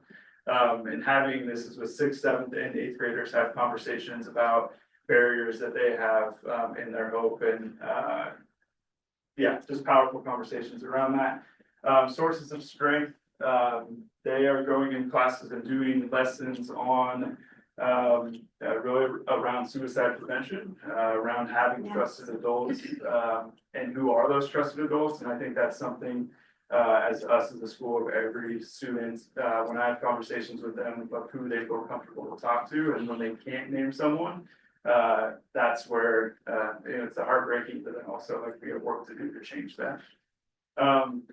And then I also, if you don't mind going to the next slide. So Web is a new program this year. I hate to read a long thing, but I'm going to read it because I think this gives a good description. So Web, which stands for Where Everybody Belongs, is a middle school orientation and transition program that welcomes 6th graders and makes them feel comfortable throughout the first year of their middle school experience. Built on the belief that students can help students succeed, the program trains mentors from the 8th grade class to be Web leaders. As positive role models, Web leaders are mentors and student leaders who guide the 6th graders to discover what it takes to be successful during the transition to middle school and help facilitate 6th grade success. So we have right around 50 8th graders that have taken on this role, where they're supporting 6th graders. They are also supporting, if we have brand new students to our building, they are connecting with them as well.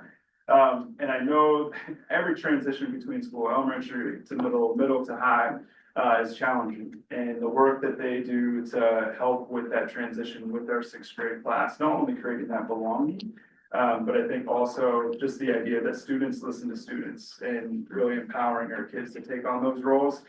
Two, I had written down, I just wanted to give like two examples of the power of a web leader is what we call them. So one of the things our web leaders do, if our sixth graders attendance are at a certain point, they team up and the eighth grader is who builds in the incentive for the sixth grader.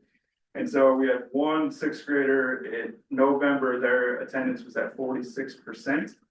And then every week, the web leader meets with that sixth grader. In December, they moved up to 83%. And in January, at this point, that sixth grade students at 95%. Again, I know that's one example, but I think just like the power in our kids showing up for each other.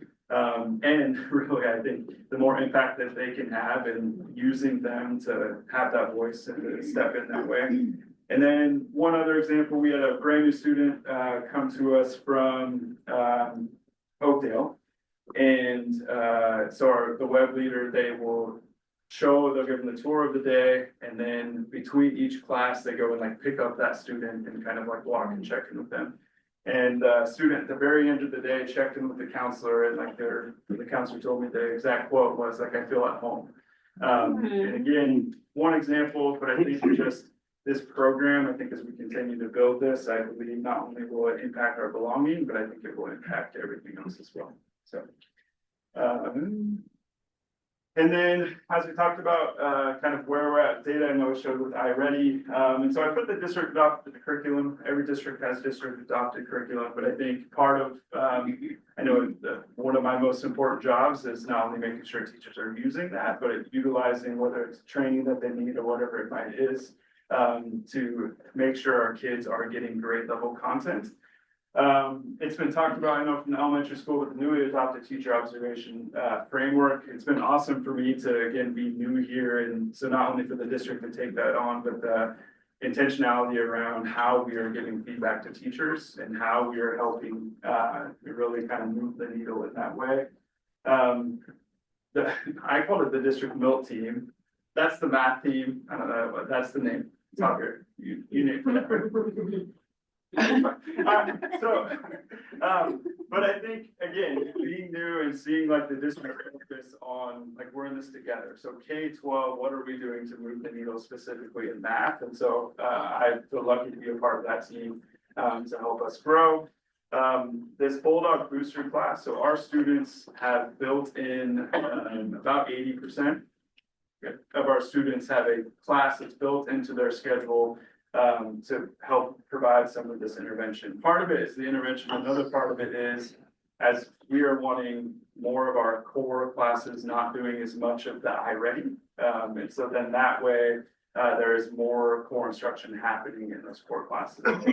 There's the intervention piece and allowing space for that. And then I put this last part in with our math as well, but Lori Evans, our instructional coach, is focused on vocabulary and foundational reading skills. I think it's just with reality, and I've spent the last 5 years at the elementary level and then coming back up, but just realizing just the foundational reading skills that, even at the middle school level, our kids are lacking. And so having a focus on that and what words mean and how you break down words, and a lot of that in the state test. Are skills that they are going to need, and those things that they don't understand, but they can understand what the root is. And so that's something that, again, regardless of subject the teacher is teaching, that we're trying to build in as part of the instruction.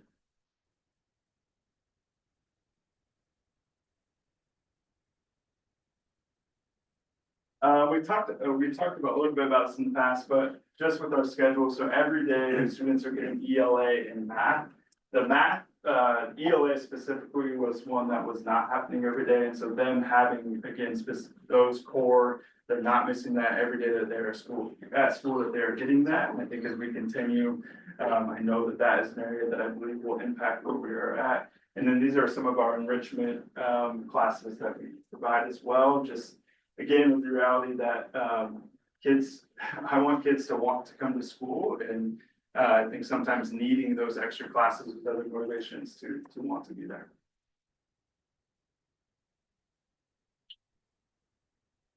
So I want to give Brett Eason, our band teacher, a shout out. So we have 133 students in band this year, which is 27% of our population. These are some of the events that are going on this year and experiences that our students are getting. I have not told Brent this yet, but I offered to be a chaperone in Disneyland in May. If that's okay. But no, I think, again, providing our students with experiences and being a part of something. And I think that this is what this provides. Got my vote for that. Yeah, For what it's worth. And then athletics, just again, I've seen it time and time again when kids are a part of something, talk about band, but the impact that that has on everything else. So these are some of our numbers this year.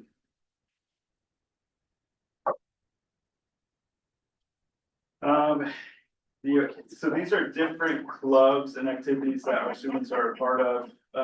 I'll be honest, before this year, I had never seen scavenger hunt ever. And it was super eye-opening to see our students and the questions that they ask and the things that they had to do.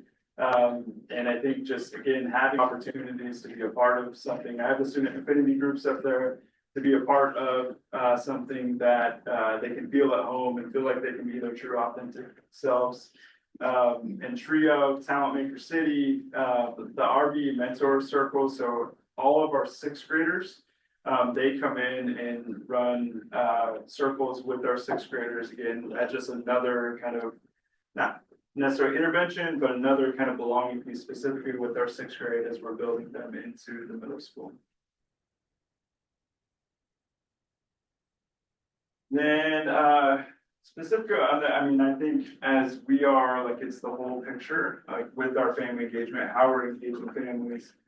We had a Latino family night last night, and I think providing opportunities where families can come in the building and be a part of it. And I think that that's something that we'll continue to find ways to do. I want to highlight, so our MTSS SST system, so our SST with our student success team. We're developing a system that I would say that we haven't had, and it's really just how we're identifying kids who do need more support, who may to the point that might need special education services or what it might be. And so we're in the process of creating that right now. ASAP is our after-school tutoring program that's starting next 30th. Thank you. Austin keeps me track. I talked about some of our attendance team and then with cell phone expectations. And I think what the high school is doing right now, it's even easier. Like, you're going to go to the high school, because the kids have even said, like, I'll go to the high school and I'll be able to use my phone. And I love that. Your guys' voices. And I do just want to touch on behavior, because there is some behavior at the middle school. A little bit. And I shared this again, to be real, this is our reality, this is where we're at. But I think with behavior in particular, it's easy to feel like there's way more of it than there is. I think when you take a step back and see, like, again, we have these, like, we have 400 whatever students, 327 of them has never gotten a referral. 70 of them have gotten one. Again, kids make mistakes, they're gonna be human and all the things. And as you can see, as you go down, how much smaller it is that have multiple referrals. And obviously we are working with those families, working with those students and trying to support, but I think just, yeah, this is where we're at around here. I'm assuming you all disaggregate that as well as an admin team and keep an eye on proportions of different populations that are. Yeah, and I think, I mean, that's something too, as we, you know, continue to look at systems and things like that and making sure that we're aware of those pieces here. I'll also just say, like, middle school is, it's so hard. I don't know anyone that you could pay.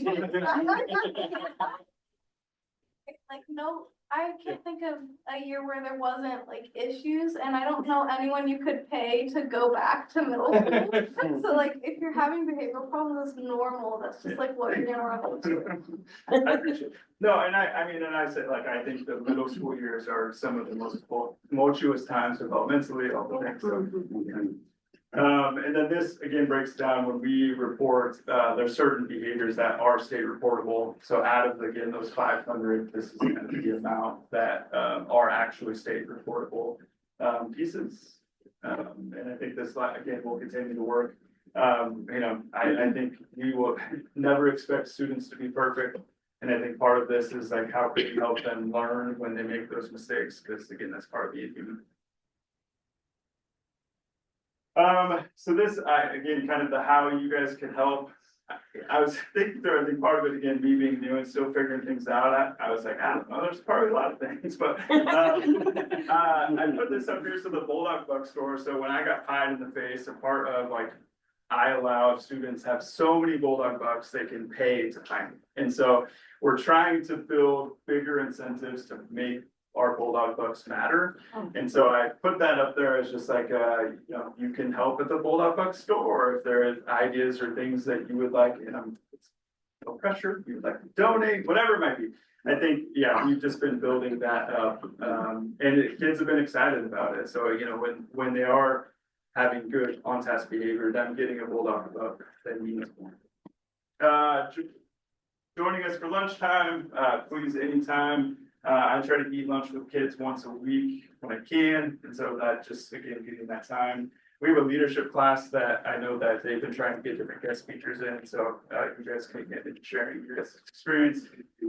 Check-ins really to me is like, it's kind of the showing up, not only in the building, but also, I know many of you have reached out to me, and that always means a lot to me.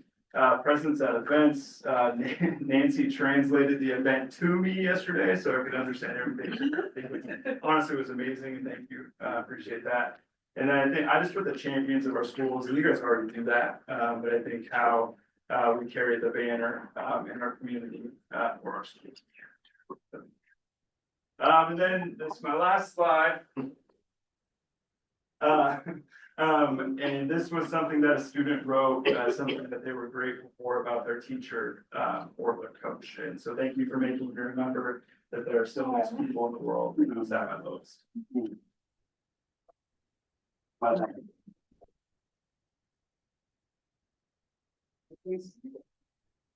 I asked mine throughout, so. Thank you. Appreciate it. Well done. Oh, wait, when is this, root beer float happening? It needs to happen soon. Probably next week. Okay. We're just doing ours next week too, so I think, yeah. What kind of root beer? I don't know. I answered. Shopping. Thank you, Casey. Oh, yeah. Oh, it's for Leaper. I'll make sure they're right root beer. Right answer. It's A&W. I agree. No question. Better than mine. Yeah. Mine's better than Bart's. Barks, yeah. I I was just. noticed that wasn't even part of the conversation. Okay, All right. sorry. Good evening, everyone. I'll try to make this short and sweet, although when I was creating the presentation, I could nerd out on this stuff for literal hours. So if there is anything else, like when I get to the end of this, I know it'll be a little bit later. You might not want to keep me, but I would love to schedule an appointment with anybody to talk about like deeper next level things. Seriously, I would love that. So, but tonight what I'll focus on is who we are as a school, our anchored and learning targets that we've talked a little bit about before, how teamwork makes the dream work at PHS and everywhere else, and what does that mean for our students. And really, I want you to know that throughout this presentation, you'll realize all the information that I'm giving you is evidence of how we are making sure that we are working towards achieving our strategic plan. And a lot of what we've been doing in our planning is measuring what we're doing to that strategic plan that has been created. So a little bit about us. Our student enrollment is fluctuating. We're closer to 700 than we have been in years past. As you can see, we have a diverse group of students that we get to serve, and we're so thankful for that. And you'll get to see later in my presentation just about how we embrace that and how we're always looking for ways to celebrate the diversity on our campus. We're really proud of our on-time graduation rate and just the work that's done by staff, students, and families daily to make that a reality. we know that each percentage point isn't just a number, but is a student with a story, with a background, and so we're just thankful to have time with our students. In the past, I shared when I first became the principal at Phoenix High School, you know, we had just finished up, not finished up, but we were through our like big efforts of fire recovery at that time. The COVID season had just kind of finished up, and I had noticed that we were really working on shifting from logistics to learning. And that phrase has focused a lot of the work over the past 3 years of my principalship. And I'm excited to show you what progress we've made. We can go to the next slide. I showed this slide to you all at my first JAB report and talked a little bit about how I was wanting to form an instructional leadership team, how I wanted to ask questions about our current PLC processes, that we were embarking on a journey creating shared vision. And within that shared vision, kind of answering the questions, what is great teaching and learning? How are we aiming for that every day at PHS? And what does every PHS student get regardless of who their teacher is? Which really shaped, you know, making sure that we're creating PD that inspires and empowers our staff members, because our kids deserve to have the very best staff in front of them. And then how that would shape 1 year, 3 year, 5 years, and beyond that. Go ahead and go to the next slide. So where are we almost 3 years later? Thanks for asking, I'd love to tell you. So we embarked on answering this question of really what is great teaching and learning? And who better to ask than the professionals who are teaching and measuring learning all the time. So we embarked on a journey of having some collaborative conversation about, you know, what does great teaching look like, sound like, feel like in a classroom? And we had several staff meeting conversations using, you know, legacy. PHS has had a great legacy of teaching and learning for years and years. And we also have some newer staff member. So making sure that we had that conversation and that really created our anchors of learning. So we have 6 anchors of learning. We literally, not literally, I guess, but we use them as anchors in all that we do. We shape our professional development around them. When we're talking about clarity and what matters, we revisit this. And so rigor and relevance and engagement are 2 that we're really focused on in our classroom teaching. Behaving to learn really is how are we modeling that to students. Celebrating successes because our students are doing amazing things and we need to pause and celebrate those things. How are we making sure our adults are learning and that we're providing them with great opportunities to do that? And how are we engaging our families? And later, when you have access to this PowerPoint, this picture is actually a link to a more in-depth document of our anchors that I'd love for you to take a look at when you have a second. So if that's what great teaching and learning is, how are we aiming for that every day? Well, I'll talk a little bit in a minute about how we're aligning our anchors of learning to our Danielson evaluation framework to make sure that that's really clear and making sure that our staff knows that they are professionals and what they've identified as anchors of learning is also how we're evaluating and giving feedback to our educators at PHS. So that's great. We have a commitment to be in classrooms daily. You can see these pictures of my wonderful AP team in our very sophisticated rolling desks that we are supporting all the time so that we can have quick access in and out of classrooms. It's kind of a funny thing, but it really has transformed our practice of getting us out of an admin hall and into classrooms, even for just a few minutes. And the students really love it. They love seeing us on our little rolling carts.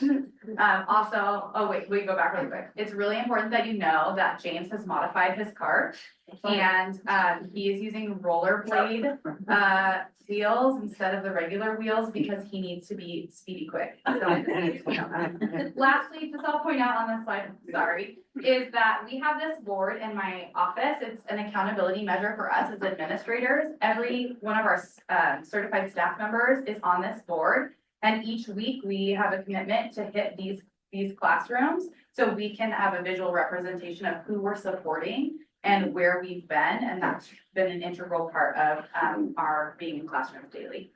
Go ahead and ask the next slide. So this is a photo of our Danielson model that was introduced in our evaluation framework this last spring. And we spent a lot of time during our in-service like I had already mentioned, connecting our anchors of learning to the Danielson rubric. I could nerd out about this for a really long time, but essentially, again, just making sure that our staff knows that we value them as professionals and we trust that they're able to give rigor and relevance to our students in their planning every day and engage students at the highest level. And so when we're in classrooms every day, we're giving feedback based on these things. Just like I think it was Shauna or one of the elementary school principals who said like feedback is how students and staff learn. And so we're really valuing that. Go ahead to the next slide. Okay, so then the next question was, what does every PHS student get no matter what teachers they have? I'm really proud of this work and it is so much more than these bullet points, but we have a clear map now for what every student is learning in every single one of their courses. That didn't exist before I came to PHS, so we have curriculum maps. Those curriculum maps are aligned to standards, so everything that we're teaching, we're making sure is aligned to state standards, and we're working right now on making sure that the assessments that exist under each standard are relevant and are tied to our nationally normed tests as well. We have started at the high school this year, or last fall or last spring, we started using IXL, which is our universal screener. The elementary and middle schools presented to you for years about iReady data, and we haven't had a nationally normed screener to use, but now we do. And I'm really excited that next year we'll be able to share some data with you because we'll have implemented this across both math and ELA. This screener not only has helped us figure out where our students are in comparison to like national norms, but also has helped us identify students in our MTSS process much sooner than maybe grades or credit attainment is able to do. And that has transformed our practice. And I'll talk about that a little bit more when I get to MTSS. We spent a lot of time last year creating grading agreements. At the end of my job presentation last year, I asked you guys to do a little bit of research on equitable grading. And our instructional leadership team really took time to create grading agreements so that we can make sure our students are having equitable experience in no matter who their teachers are. Every single one of our staff members is SIOP trained, which is Sheltered Instruction Supports ELD classes. And we talk about how ELL or English language learning is not just a classroom. Yes, ELD is the class, but ELL is something that is building wide. It's a culture, not a classroom. And so we're making sure that our students are seeing that sheltered instruction best practice happening in all of their classes all the time. Coming soon, you'll see some writing across the curriculum that I'm excited as a previous English teacher to share about, and also some universal design for learning, which is our focus for next school year. So I mentioned already a little bit about our MTSS process, multi-tiered systems of support, and our student success team really focus on making sure that our tier 1, which is our high quality classroom instruction. Shauna mentioned this already, but like, how are we making sure that that teachers are focusing on that core so that then we can figure out what students might need next level support. I'm excited that we're embarking on this journey at the high school level because even though obviously credit attainment is really important, we want to make sure our students are getting what they need through this MTSS process. So what we're able to do is use that universal screener, the IXL, to identify where there might be gaps in some learning. So we can either in the classroom create some interventions or determine if our students might need extra help, which might be special education or a 504 plan. It might also give us information about what students need to be tag identified. And so it's just a really great tool and it's helped us serve students better. I want to talk a little bit about how teamwork makes the dream work. I love to be very collaborative, and so every Wednesday when we have early release at the high school, we work in teams. Our distributed leadership teams were created last year because we have a commitment that we create the culture and climate of our building. It's not just going to happen. And so our staff selected teams that they wanted to be part of that positively impact the culture of our school. That could be anything from like staff legacy and spirit. We have like spirit competitions among our staff, all the way to like, how are we as a staff encouraging student attendance? So that they really vary. Our student outcome teams is like, oh man, I could talk about this for a really long time, but essentially we took that PLC that I mentioned before, and we kind of turned it on its head. In the past, maybe our PLCs at the high school level have really focused on the curriculum mapping piece and maybe some planning, but we want to look at student outcomes and student data. So what we did is we took the high leverage practices that we've been talking about the last couple of years. We had staff decide what high leverage practice they wanted to focus on. And now those staff members are in teams working on those high leverage practices. And so they're working not necessarily with their same department, but an English teacher might be working with a special education teacher and a PE teacher on a specific high leverage practice. Then we're measuring how that high leverage practice is transforming student outcomes in a particular way in that class. And so that's been really great. We also have our student support team, which I already mentioned, and we still have our departments that we're working on in teams. Some results of the collaboration that you might have seen or might know about are our cell phone policy. That was a committee, and we're really proud of that work. We also recently this year started an infraction system. Our staff asked for more, like some more early interventions around behavior, knowing that we believe at PHS that behavior is a form of communication. So how are we communicating with students about their communication, AKA their behavior? So that is a result of committee work.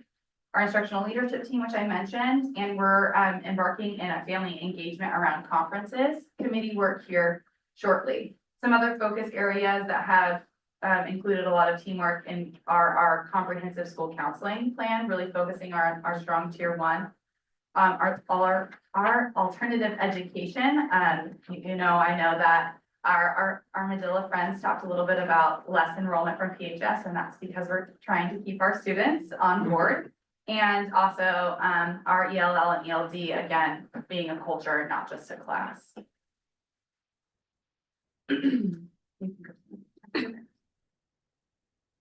Someone who has made this work, I wouldn't say easier, but I would say more focused, is our engagement and curriculum implementation specialist at the high school level. That's Alyssa Barber.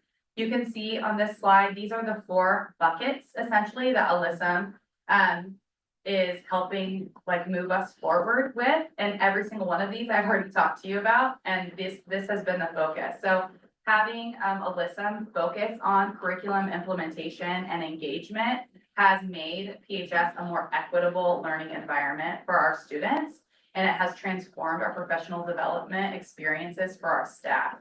And that student outcome team I just talked to you about, that is a result of some brainstorming between her and I this summer, after some feedback from staff. The SIOP deliverables, all of those things are because of her work. And so I just really want to make sure that you know that she's doing a great job, and we're really appreciative of her work. Okay. So what does this mean for students? I know that you've already heard from, will you back up one more? Thank you. You've already heard from our students that this year is the year of unity. That was decided by our students because last year we had a great adventure and spirit, but our students realized we need to focus on coming together. And so we've amplified student voice. Our students came to our in-service and presented to our staff about what unity means and how our students would like to focus on that. They did a session on that during our in-service. And on our first day, we were able to push this idea of unity out to all of our students, and it made for a really smooth start to the year because we had 3 all-school sessions that were focused on unity and what that looks like at PHS.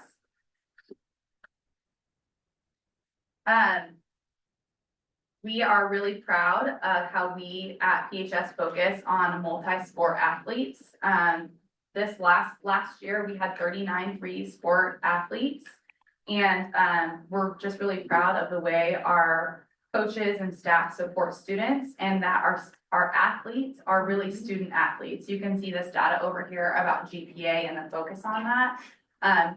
It's not just about getting the student on the field or on the court, it's about making sure that they're like well-rounded, disciplined young adults, and we're really proud of just how those programs are going. We've seen increased girls numbers in girls sports, and our cheer is not only competing in sideline cheer, but also in competition cheer. I know some of you were at that competition a couple weeks ago, and we're really proud of the growth of our programs, and that's just one example. Sorry, yes, this is great.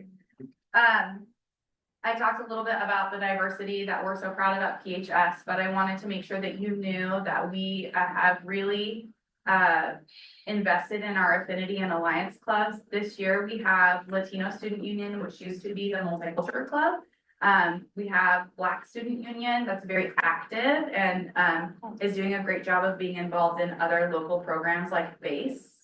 And we've recently started a Pirate Pride Alliance Club, which is kind of like our spin on GSA or QSA. And that has been a need that we've been trying to fill for quite a few years. And our students are so excited to have that opportunity this year. And of course, we have a ton of student created clubs, Disney, Uno, D&D, you name it. It's happening. And if it hasn't yet, they're thinking through it. So it's going to happen shortly. Smash Brothers Club. Yeah, Smash Brothers. Yeah, that's a good one. Yeah. In addition, sorry, just before I address attendance, the other thing that's really giving our students a sense of belonging and purpose are our CTE courses and programs. They're creating spaces where students are feeling seen and heard who maybe haven't in the past. These courses are academic, but they also allow our students who maybe aren't traditionally super academic to find a spot where they can shine and thrive. And our instructors in those courses are great at highlighting those students and those student projects. So I want to make sure you know about that. Obviously, attendance is something that we're working on and is part of the strategic plan. When you get to the high school level, attendance gets a little bit different because there are cars and students are flexing their autonomy, and sometimes parents aren't super involved because of that autonomy. So it has proven to be a bit of a challenge. However, we've increased our attendance teams to be meeting weekly. Our grad coaches are consistently going to home visits. And if we can't find a student at home, we might find them at work. That's really fun. We've also just increased our communication home to bridge that gap and make sure parents and families know that we're partners. We've added music to support students attending our classes. That sounds kind of weird, but if you've ever been at our school during a passing period, you'll note that our kids are moving, and it's because we do tardy sweeps and we do a little kind of like musical chairs school edition. It's really fun.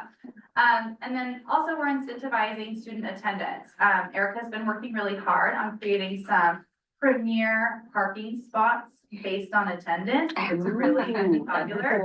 And some incentives around dances. And a lot of our students care about spirit points. And so we're trying to make sure attendance is also one of those kind of spirit ways to gain some spirit points.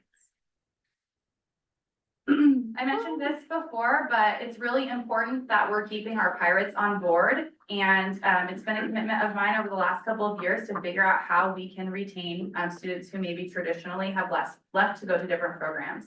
So we've been working on our alternative ed program. We have two kind of buckets that students go into from alternative ed. One is our virtual academy, and another is Compass.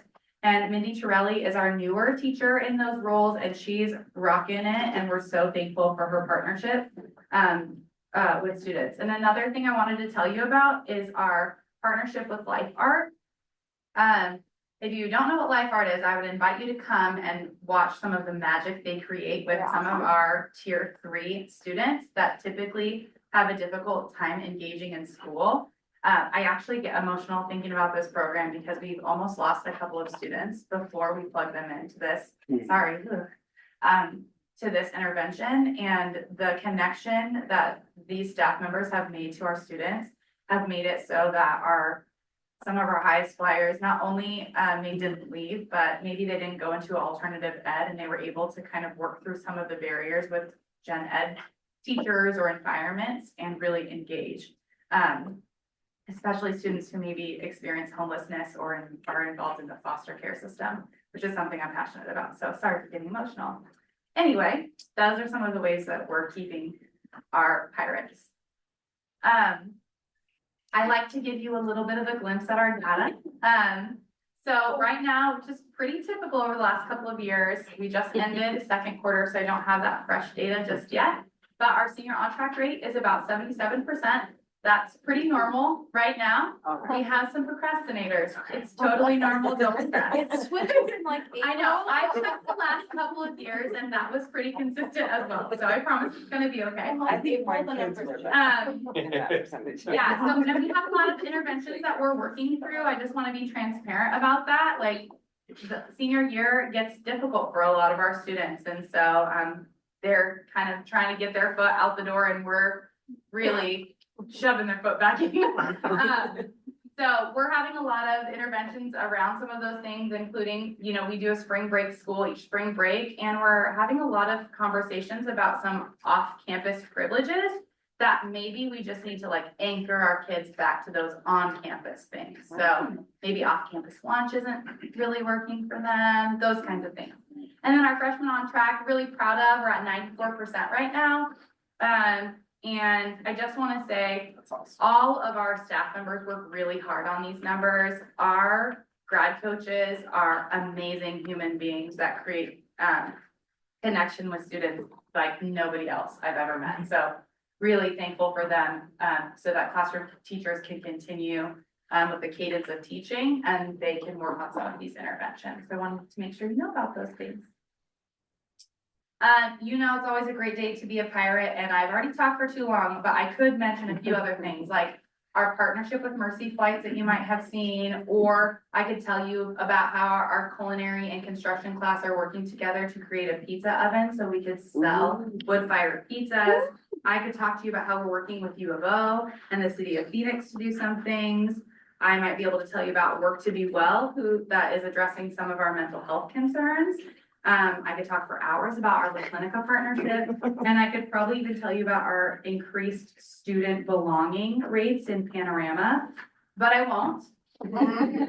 So instead, my last slide, I know you always ask, what support do you need?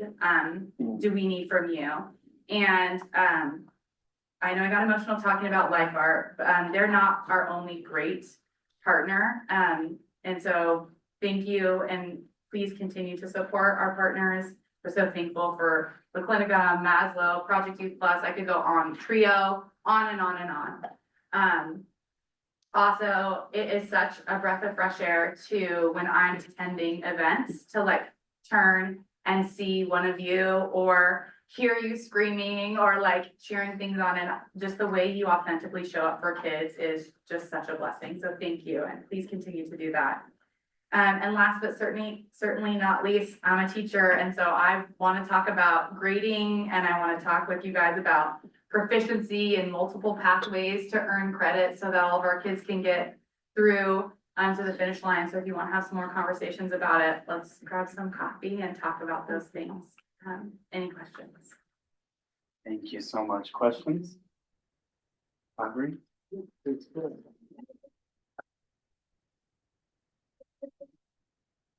I want to just end with some gratitude. Our administrators are rock stars. It's my hope that you didn't just prepare this just for us, that in preparing this, you're able to take stock of the incredible work that you're doing. I know it's helpful for me when I'm forced to kind of gather everything that I've accomplished or that I'm working on to share it with someone. I hope that was a moment of just recognition for the tremendous work that you do showing up every day for our students and our staff. Aubrey, I want to thank you for being here tonight. Thank you so much. Brent, good job with all your hiring decisions. And thank you to this board for just your engagement and wonderful questions. And this is a great tradition. I know we had to kind of change the format over the last few years to bring in a little bit more into the legal status, but, so thanks for your flexibility on that. And please, I'm not gonna ask you all to share now, but please just let us know what you thought about the timing of this. I thought it was great. I thought it was good to do it. More time. November feels a little early, and so at this like midpoint in the year felt good, but please, we want to hear from you about what you thought and what we could do to make this even more meaningful for you. I know I don't want to speak for everyone, but it was certainly meaningful for me, so. Yeah. Yeah, I think it's kind of twofold too. I think we talked about it in November, because having that work session then rather than the board meeting after the annual OSBA conference. I think this does match up well with the new evaluation of the superintendent, so it could, next month we'll follow another quarterly review that'll build up and dig in on this data. I also just want to echo, thank you to this amazing board, keeping this tradition. I think it's important. We'll get some feedback on the timing, but it feels, or informally talking to our team, it feels a lot better at this time. And not only do you see just incredibly talented, smart, dedicated administrators, they're all just unbelievable people too, that care for kids. And I just want to recognize and support the district office staff also provides our building administrators too. So it definitely takes a team, and it starts at the top with you all. So thank you. Good stuff. Go home.